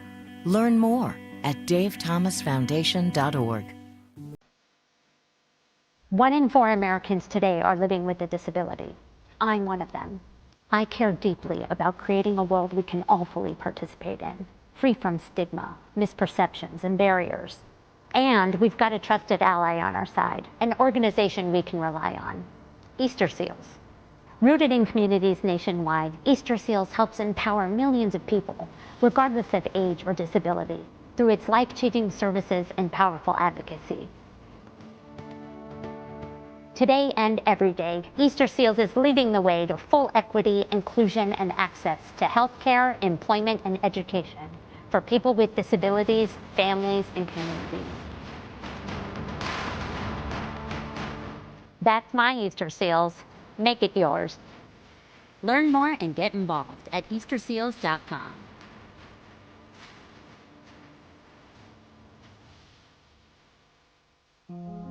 When it comes to prostate cancer, go to pcf.org for the help you need to navigate this disease and make the right decisions for yourself. Go to pcf.org today. Attack and dominate. You're locked into Morning Juice. Sponsored by Riverside Bank of Dublin. Here's Bobby and Tito. Indeed, it is Bobby and Tito. Thank you to John Gerber for joining us in that last segment. Jay Gerber, PGA Pros, where you can find him on Twitter, get all of his betting advice, and he will tell you exactly how he does. Do you need a bank that truly values local business in this town and the opportunity to work alongside them as partners? Whether you're a small business or a large operation, Riverside Bank of Dublin has the right tools for the job.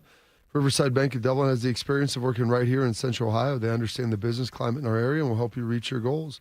Whether you need an SBA loan to get your business off the ground, a line of credit to keep your business running smoothly, or equipment financing to get your business up to scale, Riverside Bank will tailor a solution that fits your needs. Visit them at riverside.bank or stop in to get to know them at 6300 France Road. Riverside Bank of Dublin, member FDIC, equal housing lender. Let's get more handsome. A guy who considers himself the mayor of Laramie, Wyoming, who holds the shuffleboard record at the Ranger, and most impressive, the commissioner of the Central Ohio two-man scramble league. Here's Austin Ward. Hat backwards, always forward thinking. He is one half of the Beat with Austin and Berm. Austin Ward joining us right now. Austin, we've got the big game against Washington coming up on Saturday. We were talking earlier about the running backs and the way they have progressed this season. Who do you think leads Ohio State in running back snaps and touches this weekend?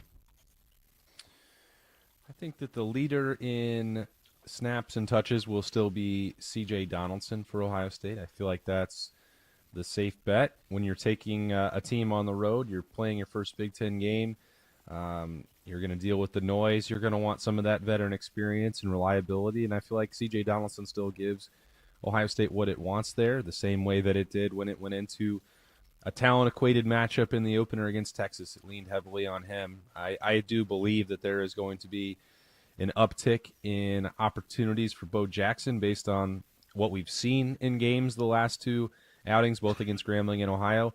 It feels like, Ryan Day is talking about what you see in the games needs to match up with practice. And so I think coming out of that fumble a couple weeks ago against Grambling that we've talked so much about, it feels like the practice reviews and evaluations have been encouraging for him, at least when it comes to ball security and pass protection, those things that they're talking about with him needing to be a complete running back. So we'll see what that looks like. And if that's correct and Bo Jackson becomes one of those, the secondary option, the complementary option, then he could maybe not have the most touches or the most snaps, but have the most yardage again for the third time in a row for Ohio State. So I think it's going to continue to be multiple guys playing for Ohio State.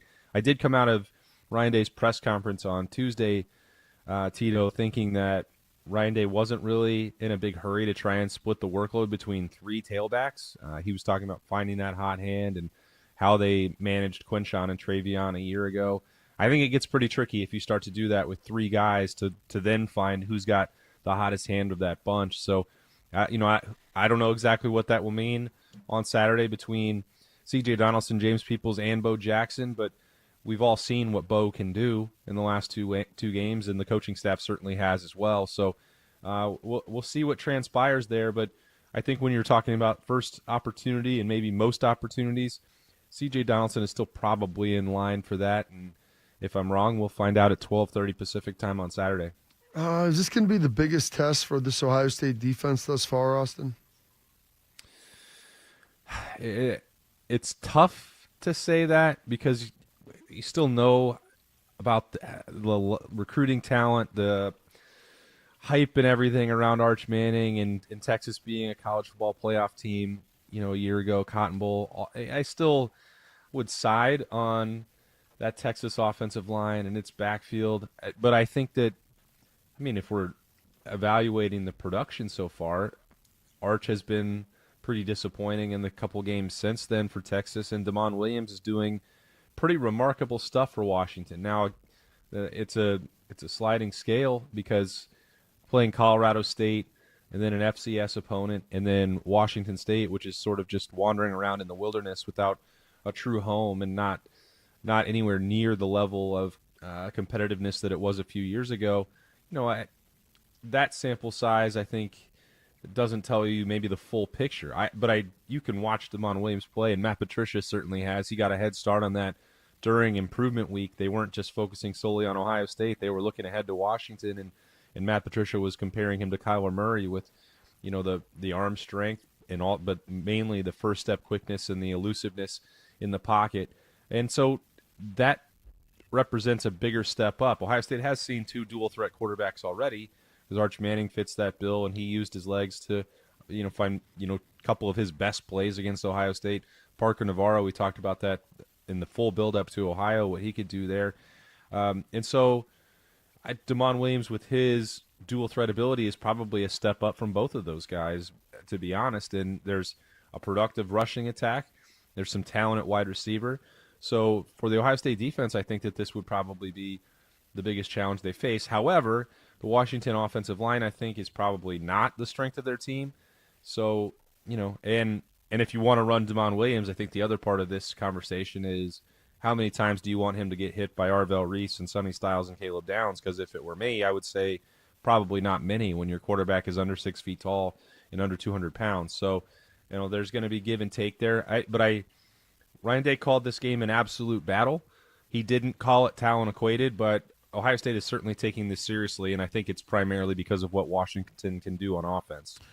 Austin, your answer to this question could be much different after the games wrap up on Saturday night, early Sunday morning. But right now, as you sit or stand, whatever, are you confident in saying who the second best team in the Big Ten is?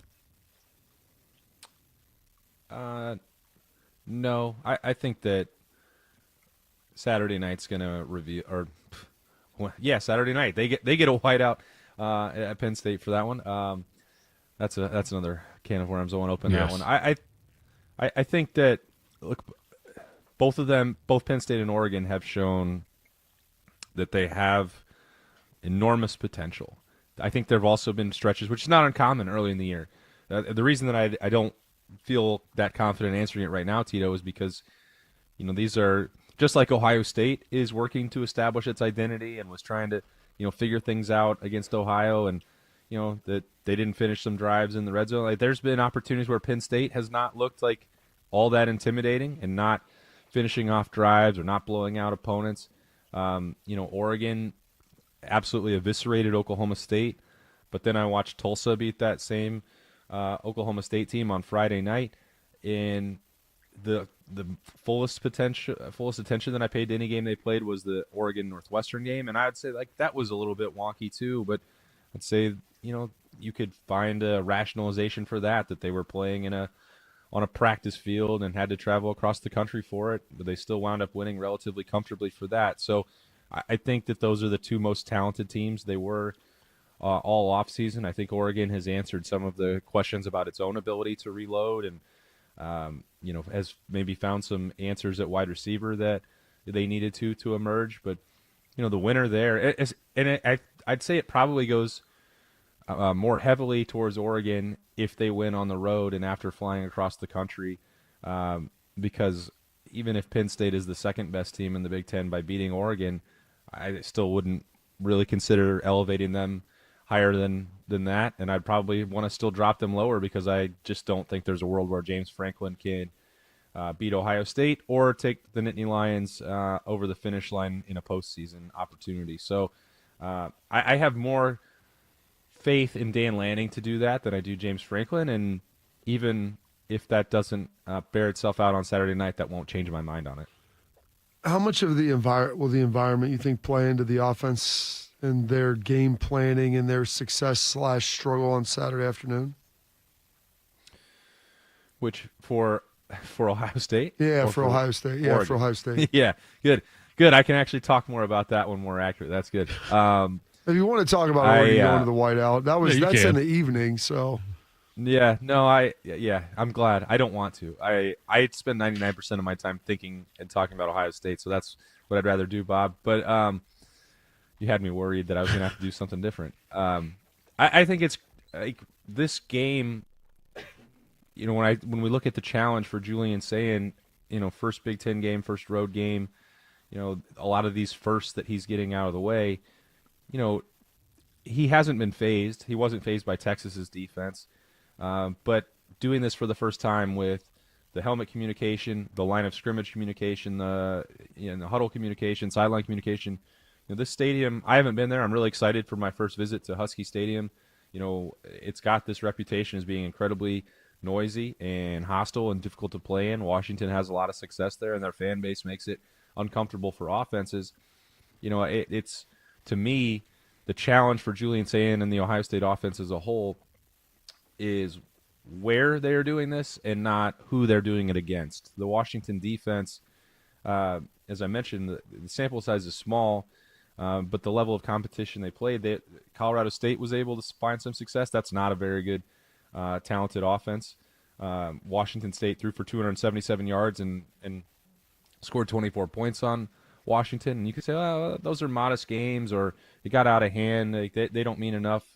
And we'll find out. I mean, Washington has some length at corner. They have a couple talented players up front, but you certainly don't turn on the tape of Washington's defense and think this is a team that is equipped to stop Ohio State's passing attack or Julian Sayin. So but if they let the noise get to them, if there are false start penalties that put Ohio State behind the chain, if there are bad decisions, if Julian Sayin feels the noise and the pressure getting to him and doesn't execute at the level that we know he's capable of, then this game will look a lot different. But I think that as I look at it, that's that first timeness where you don't know, but I think Ohio State goes into it with a lot more confidence, a lot more certainty that it can continue to build.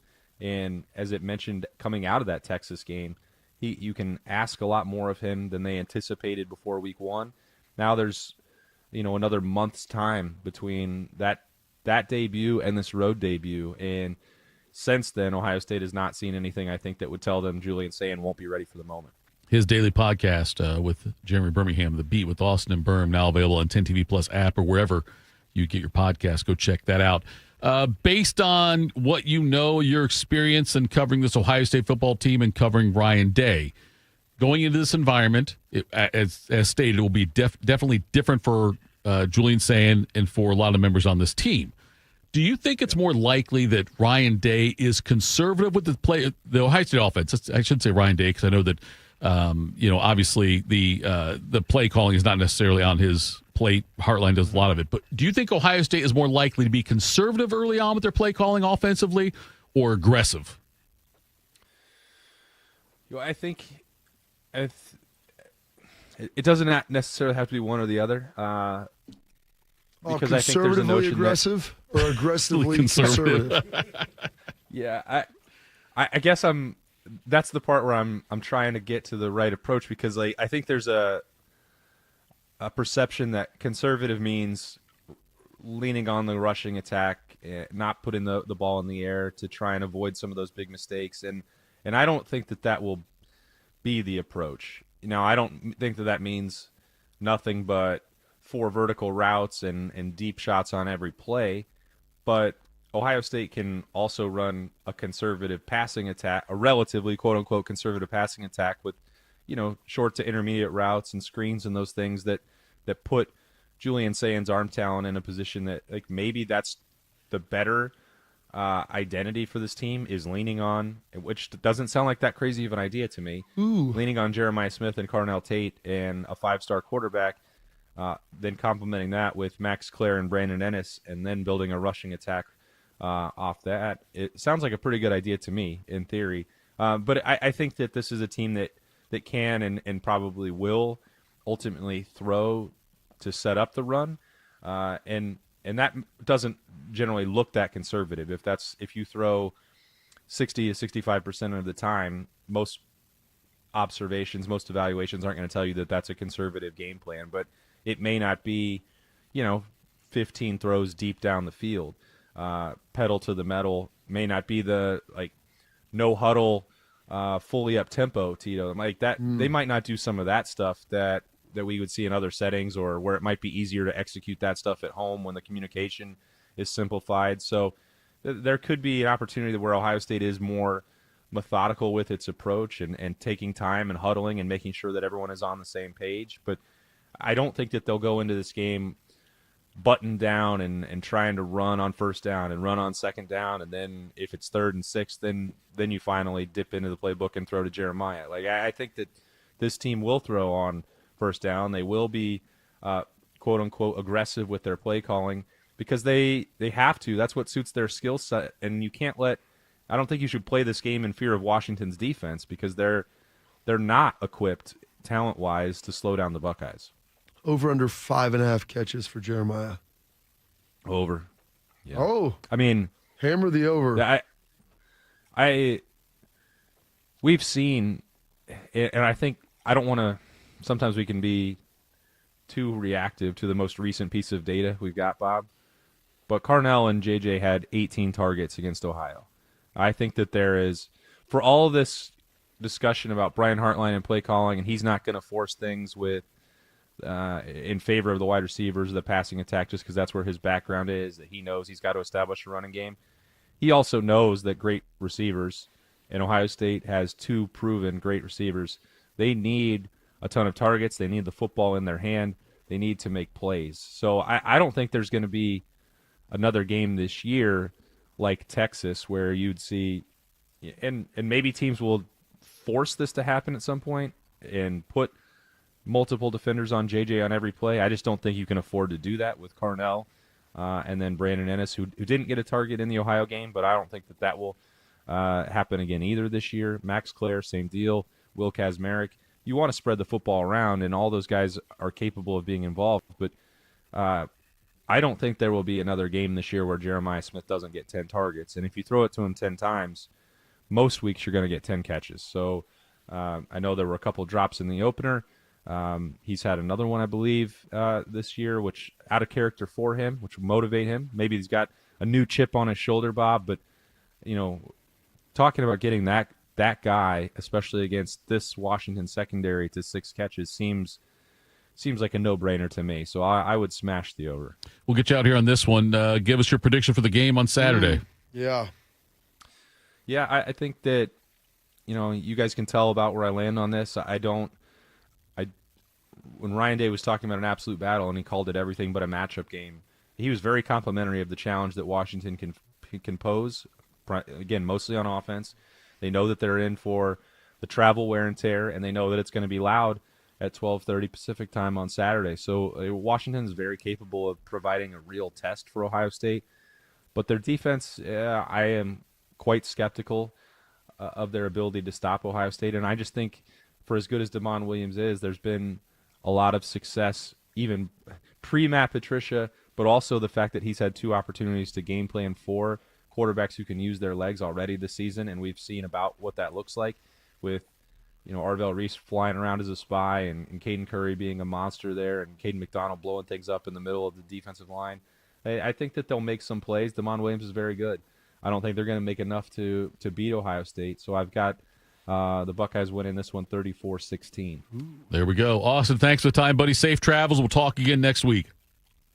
Sounds great. See you guys. You bet. That was Austin Ward. They're off to Seattle here. Look for the Austin Berm, their daily podcast, The Beat with Austin Berm, available on 10 TV Plus app. Also, wherever you get your podcast, do a search on that. He is all over the Ohio State beat. We will close things up next with What's Got Us Juiced. That's Morning Juice. Hey, Columbus. It's Lorenzo Stiles Jr., Ohio State student athlete. It's football season, and just like on the field, success starts with the right game plan and the right team. That's why I'm proud to team up with Monogram Homes. They're the true custom home builder, bringing precision, creativity, and attention to every detail, just like we do on Saturdays. If you're ready to build, don't settle for standard. Go custom. Go Monogram. Visit monogramhomes.net to start building today. Monogram Homes, a builder you can trust. When it comes to protecting your business, whether it's your staff, property, or assets, don't make a crucial mistake by contracting companies that provide subpar and unprofessional service. What you need is a security partner known for their unwavering professionalism and unmatched reliability. You need Event Risk. Event Risk is a U.S.-based, veteran-owned company that not only specializes in on-site guarding, but also offers armed security associates and executive protection agents. Event Risk, elite protection for your peace of mind. Hello, my name is Eric Rose, CEO and founder of Event Risk Security Services. We are a U.S.-based, veteran-owned company providing protection services and consulting to Fortune 500 corporations, movie studios, celebrities, and high-net-worth individuals. If you're tired of fluff margins with low compensation for poor quality security officers and the endless revolving door of vendor staffing, then give us a try. For virtually the same cost, we can then address what keeps you up at night. Visit eventriskinc.com. My son Ian was diagnosed with a brain tumor at the age of 16 months. The outlook was pretty rough. I mean, it was, we had no hope until St. Jude rescued us. I mean, they saved him. To this date, we are 12 years into this journey, and from day one, we've never once seen a bill. It gave us the peace of mind to know that we're there with our son, and we're gonna beat cancer together. Now, he is doing really, really well. He's alive because of what St. Jude has done. He's here because of the doctors who came before, their blood, their sweat, their tears, the knowledge accumulated and shared, with everyone else around the world. This is how we get rid of this, how we help kids beat cancer all over. It's the future. Together, we will make cures possible for every child everywhere. Learn more at stjude.org. Respiratory syncytial virus, or RSV, is a common seasonal virus, but it can have major implications on a patient's heart health. Most RSV cases involve mild cold-like symptoms, but up to 160,000 adults are hospitalized each year for more serious cases. And RSV can escalate chronic health issues. If you're over the age of 60, talk to your doctor to find out if the new RSV vaccine is right for you. And learn more at heart.org/RSV. Bobby is known as the General. Tito shops at Dollar General. This is Morning Juice. Morning Juice, final segment of the program. Thank you to Austin Ward and John Gerber for joining us today. Javer, PGA Pro, you can find him, Austin Ward. If you don't look for Austin Ward, just go to our damn station because he's always on. He's always on, Bob. I don't remember the last time he was not on. Anyway, now we'll wrap things up, though. We'll tell you what's got us juiced. What's got you juiced? Sponsored by Billiards Plus. Find your next grill and everything you need for the master griller. Billiards Plus on Dublin Center Drive in Dublin. Let's see. It's Wednesday. That means, Bobby, you will lead us off. Yeah, nice little day yesterday. We got some much needed rain Monday and last night, so the fields were a little softer at some kids' football practices, so that was fun. Getting that rolling. We had the big picture day yesterday for 2nd and 7, a little send-off to Amy Hoying, who was the executive director there for such a long time. She was the first and only for about 20 years. And so she is stepping back as all of their children are out of the house and they're empty nesters. So celebrating her a little bit and celebrating the mission there. So it was bouncing between Ohio State's practice over there to that over at Scioto, the kids' practice. Got home at about 7:30, relaxed a little bit, tried to, And I asked my daughter what they were. Well, we had some news on, and they were talking about the UN. And my daughter goes, "What's the UN?" I was like, "It's the United Nations." She's a freshman. I was like, "Did we not learn about this?" She's like, "Well, we've only learned. We're talking about slavery and like civil rights and things like." Well, you talking about civil rights because like that's more like the '60s. So I should know 13th, 14th, 15th Amendment. I'm like, all right, the Civil War amendments. Okay, we've got it there. Because she goes, last year we made it through the Revolutionary War, Northwest Ordinance, things like that. I go, okay. So my question to her was, I questioned all of you in here. No, so no, be no, interesting. we're not doing no, it. so No. be good. Oh, boy. I said, where was the final battle and the surrender of the British forces in the American Revolution? And who was the surrendering general? Yorktown? Bingo. Who I was the gonna say general? Yorktown. I was going to say Yorktown. Wait, after I said correct. I watched The Patriot. I believe was it Pete Carroll? I don't think Pete Carroll was alive then. Okay. It was a Patriot, though. My man Pickles and Beer got it, Cornwallis. So I said, okay. She goes, that was last year. Because I go, you haven't gotten to the UN yet? Kind of a significant part. Sure. Established after World War II. The goal was to make sure it was following the League of Nations to make sure that there were no more world wars again. Communication generally stops that, and a global trade can kind of help it. And I said, okay, so since we're in the Civil War right now, let's go to we just finished that. We're coming out of the Civil War, Reconstruction, 13th, 14th, and 15th Amendment, because she declared her education better than mine. I said, okay, maybe true. Yours is more expensive than mine was, I know that. Question number 2 for you guys, and anybody can get it on this. Who was the surrendering general, and where was the surrender of the Civil War? Well, I would think it would have been Lee. Okay, that's a thought. Yeah, that would have been my guess. Okay. But that's not right. I'm not saying it's not right. I'm going to give you a final Regis Feldman to make Steve Kerr in the chat happy. We'll go full Notre Dame. That's fine. Final answer? Yeah, I'll say Lee. Okay, so then where, and I will concede that to you, then where was the... Starts with an A, doesn't it? That is correct. Appomattox? Whatever it is. Appomattox Courthouse. Whatever it is, that's fine. I've got dysentery. Appomattox Courthouse. Dysentery. Okay, Dysentery. I followed that up. She did not know either of those either, which apparently we just finished that part of that unit. Kind of two kind of watershed moments in our history. The kind of the birth of the country. We can talk about the Declaration of Independence. That's great. If you don't win the war, it's just a letter. Okay, let's be honest. Okay, yeah. So you got to win the war to ultimately become a country. Then the surrendering of the Confederacy, kind of maintaining the country together, also a point of fairly great significance. And then I asked, Robert E. Lee's farm, plantation, whatever you want to call it, is now a revered historical site. Do you know what that is now? That's Arlington National Cemetery. Good job. Yeah, Bob, I don't think you've given me enough credit. I told her, All said, three I got. She goes, I don't know. She goes, it's in Pennsylvania. That's Gettysburg. She goes, I knew it. I'm like, that is not the correct. answer. I go, it's in Virginia. She goes, then we didn't. I go, you went to it on your D.C. trip. She goes, no.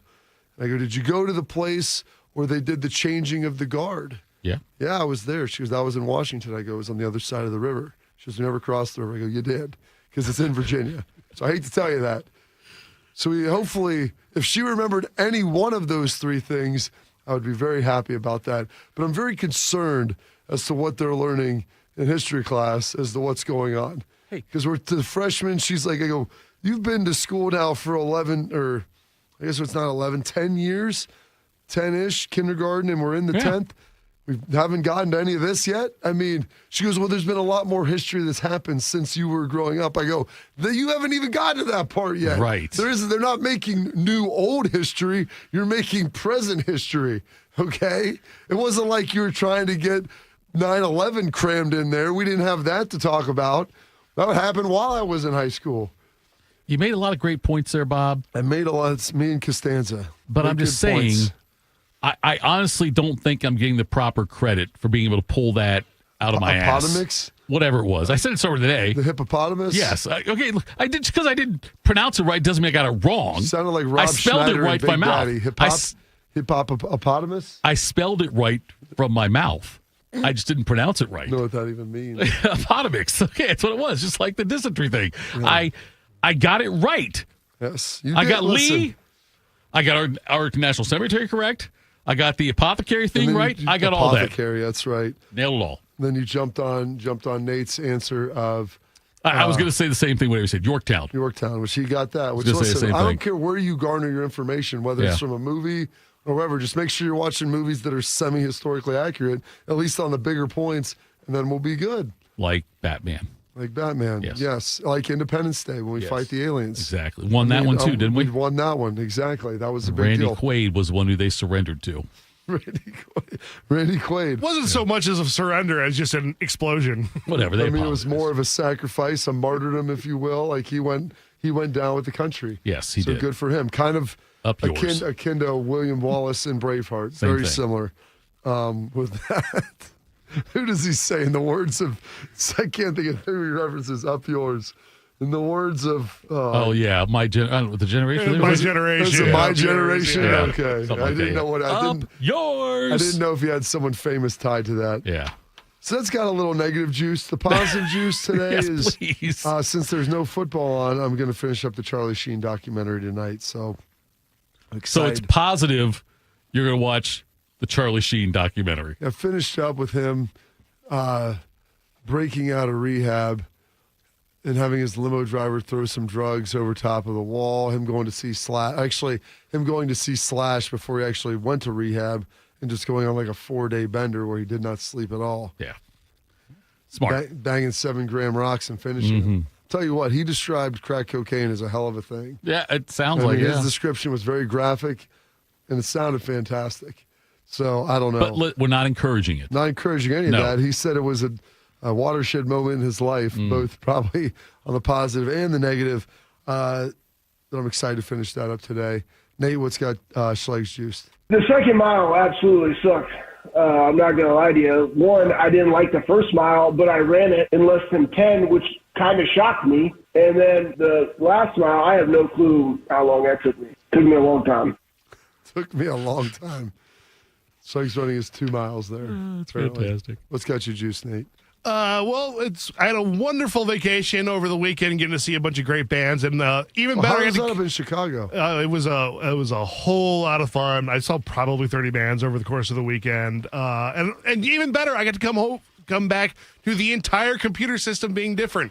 So that was a lot of fun this morning. Surprise. Even better though, yesterday I got to meet my nephew for the first time. He is 5 months old, and she finally came up from Florida to come visit, so I finally got to meet my nephew.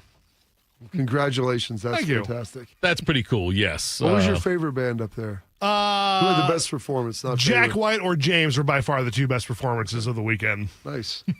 I've never done the festival thing. Have you done a festival like that, a music festival thing? You know, I don't believe I've ever done, not a multi-day situation like that. Yeah, I don't think I have either. I've never done a multi-day. I don't know if I have that endurance in me anymore. I go real hard at concerts. You do? Yeah, so it's kind of like a Charlie Sheen situation. It starts to affect you a lot more the older you get. The third day is, it's like doing more than like a weekend in Vegas. I do 2 days. The third day is a zombie apocalypse.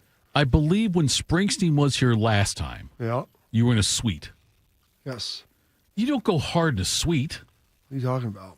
You go hard everywhere. No, you're not like in a mosh pit. You're in a suite. It's more the consumption in my energy of singing along and just enjoying the experience. Consuming the same you think amount. that mosh pit's going to bother me? Like people in there, you think I'm not going to be the best in shape dude in the mosh pit? That's not the issue. The physical element of it, it's the ingestion of. What I'm saying is, though, ingesting that stuff libations. in a mosh pit is different than ingesting that stuff in a suite. I don't understand what you're saying. Okay. What I'm saying, though, Bob, I don't think you go hard in a suite. You said you go hard at concerts. I'm not banging 7-gram rocks out there, if that's what you're saying. No, listen. I said it sounded appealing. I didn't make sure say it was. I don't think I could do a festival. I was supposed to go to one, whatever one was at Crew Stadium a few years ago when Foo Fighters were there. I was supposed to go to that Sonic one. Temple. Yeah, I was supposed to go to that one. I ended up not going. Speaking of mosh pits, I engaged in probably the first ever mosh pits to the songs California Girls, Surfin' USA, and Bop over the weekend. Wait, who else was there? Oh, Katy Mike Perry? was there. The Beach Boys were there. Oh. Hanson was there. And Katy Perry? No. Oh, California Girls, the Beach Boys. Not girls with a U, girls with an I. It's not that girls with a Z. At Riot Fest, we get a little weird. So, and That's a very Bop diverse- mosh pit happened. That's a very diverse catalog, if you will. Hanson was there? Yep. I love me some Handsome. Handsome. Oh, that's good. Hanson, not handsome. Which one do you know better, the band or Chris? I've never met the band. Let's just put it that way. That's good. But yeah, I would do some bop. It's funny. You could probably be playing some Hanson while you met Chris Hansen. I'm telling you. Depending on what your bait was. Was it Where's the Love? Is that the Hanson song also? That was the other one, yeah. That's a banger. That's the other one. That's a bang. Good Whenever video. It's the other song from the One Hit Wonder. That's you've had a great career, and you're like, that was the other one. It's the other one. It's the second hit of the. They're not a one-hit wonder. If They you were can two-hit wonders. If you can have like 1 3/4, then you know what? You're doing a hell of a job in life. The drummer was pretty when he was younger. Leave that be. Hanson, though, was. Just make sure they don't come in here and seize your computer. No, they're not. No, we're not playing that game, Already had Bob. that happen. Yes, not going to let that happen again. But what's got me juiced? Let's see. Yes, the rain. I love. It feels fall-y out there. It's supposed to be in the low 70s today, so that is a fall. That's a fall-y day right there. Did Jones play Hastings yet in football or not? No, that's in like a week. A week, and a okay. half, yeah. Will you be out there for that? I'll probably head over. My kids will want to go see it, and so yeah, that'll be fun. When they wrap up, middle school football is great because it's 7 games and you're done. Right. And it's usually like middle of October, so they've got or early October. I think they have 2 more weeks left, and then that's the game. Yeah, so that's coming. But yeah, I like the fact that it feels very much like fall. I think I'm going to have a low-key weekend. We invited friends over like we always do for Ohio State football days, but I think that they're both going to decline, which might be in the best interest for me. How does that feel? It feels good. Oh, for actually. 2? No, it's good. The guys I went to Vegas with, it's their families. And so I think that we need probably a weekend of recovery after what we endured, what we did. The one guy, Eckert's. That's what the massage was for. No, listen. Eckert's wife's birthday is this weekend, so they're going to probably just hang out with family. So I think it's probably best that I will just be in my thoughts watching the Ohio State-Washington game before I do the game night with Eric Reeser later on in the evening. That'll be great. I mean, you'll have a nice one to watch, too, while that's going on. We got Penn State and also Georgia, Alabama. That'll be the dual screens on there. We'll have that going on. But so I'm excited about this weekend. I'm glad there's no football tonight. What's the third? I didn't even look at the Thursday night game is tomorrow. What is it tomorrow night? Do we know? Is it? Unknown. Listen, I approach Thursday as it comes now. I keep thinking it's not a great game. I'm more interested in Charlie Sheen. Yeah, I don't know if I can watch Charlie Sheen thing or not. Dude, Nicolas Cage. I mean, there's a lot of Nicolas Cage talking about him in there, too. Thursday game is Seattle, Arizona, by the way. Oh, that's a banger. I don't know if I want to watch Nicolas Cage. He's not in it. He's at least. I don't want to know that side of Nicolas Cage. About the parties. I don't want to know that side of him. And Sheen does a Cage impersonation while he's talking about him, which is amazing. Have you seen Valley Girl with Nicolas Cage? I've seen almost all of them. Raising Arizona. No, I never saw Raising Arizona. Valley Girl was his first one. Swapping. Yeah. Okay, Valley Girl. Legit. The best part is they have the clips while they're talking about him at like the different stages of the movies he's making in life, and there are some Valley Girl clips in there. That, Honeymoon in Vegas, and The Rock are my Nicolas Cage movies I loved. I never saw The Raising Arizona. I heard that's pretty funny, though. Yeah, it's interesting. Yeah. All right, that's it for Morning Juice. Thanks for tuning in today, folks. We appreciate that. Tomorrow's a Thursday. But, Bob, tomorrow's a banger, right? We do get Albert Breer. Yep. We also get Ya Highness. Bodie's back as well. We'll do all that tomorrow. Morning Juice. Diane from Michigan, a disabled senior citizen trying to get by. Henry from Florida, a veteran fighting to make ends meet. Elena from Arizona, a mother struggling to feed her daughter. Hi, I'm Connie Britton, and I support Feeding America because they help provide over 6 billion meals to people in need each year, like Diane, Henry, and Elena. Learn more at feedingamerica.org. Feeding America, 200 food banks strong. Day 1, the hardest day. The day you hear, "This is a type of blood cancer." At the Leukemia and Lymphoma Society, we are here to help you move past day 1 To learn more and get help on any day, visit LLS.org or call 1-800-955-4572. As we wonder why our kids are struggling, someone is getting bullied. As we discuss how to improve their mental health, someone is being harassed on social media. As we wonder why they're skipping school, someone is crying themselves to sleep. Knowing the signs is the best way to prevent bullying. Please just leave me alone. Learn the signs at sandyhookpromise.org. Yo, I'm your old basketball. Haven't seen you out on the courts in a while. Why not pass me over to Goodwill? Donating me helps Goodwill's mission to provide career training and support services right here in the community. And that's a slam dunk. Donate today. Hey, I got next. To find your nearest Goodwill locations and to learn more about our mission, please visit goodwill.org. Goodwill, where your things start new lives. If only life had a remote control, you could pause or rewind. Well, life doesn't always give you time to change the outcome, but prediabetes does. Take the 1-minute risk test today at doihaveprediabetes.org. Brought to you by the Ad Council and its prediabetes awareness partners. Teachers are dynamic leaders, shaping a new generation. They bring a variety of perspectives from diverse backgrounds, innovating how they teach to prepare students for our fast-changing world. Achieving this takes skill and expertise. They're tireless explorers, creatively discovering a universe of solutions, telling stories, experimenting, inspiring, mentoring, connecting cultures, and connecting with each other, leading by example. Experience the unique joy of helping students thrive. Teaching is a journey that shapes lives. Are you ready to begin? Explore teaching at teach.org, a campaign supported by the U.S. Department of Education, Teach.org, and 1 million teachers of color. Proud to be your go-to sports addiction. WBNS, WBNS-FM, HD3 Columbus. The Fan 3, Ohio sports destination.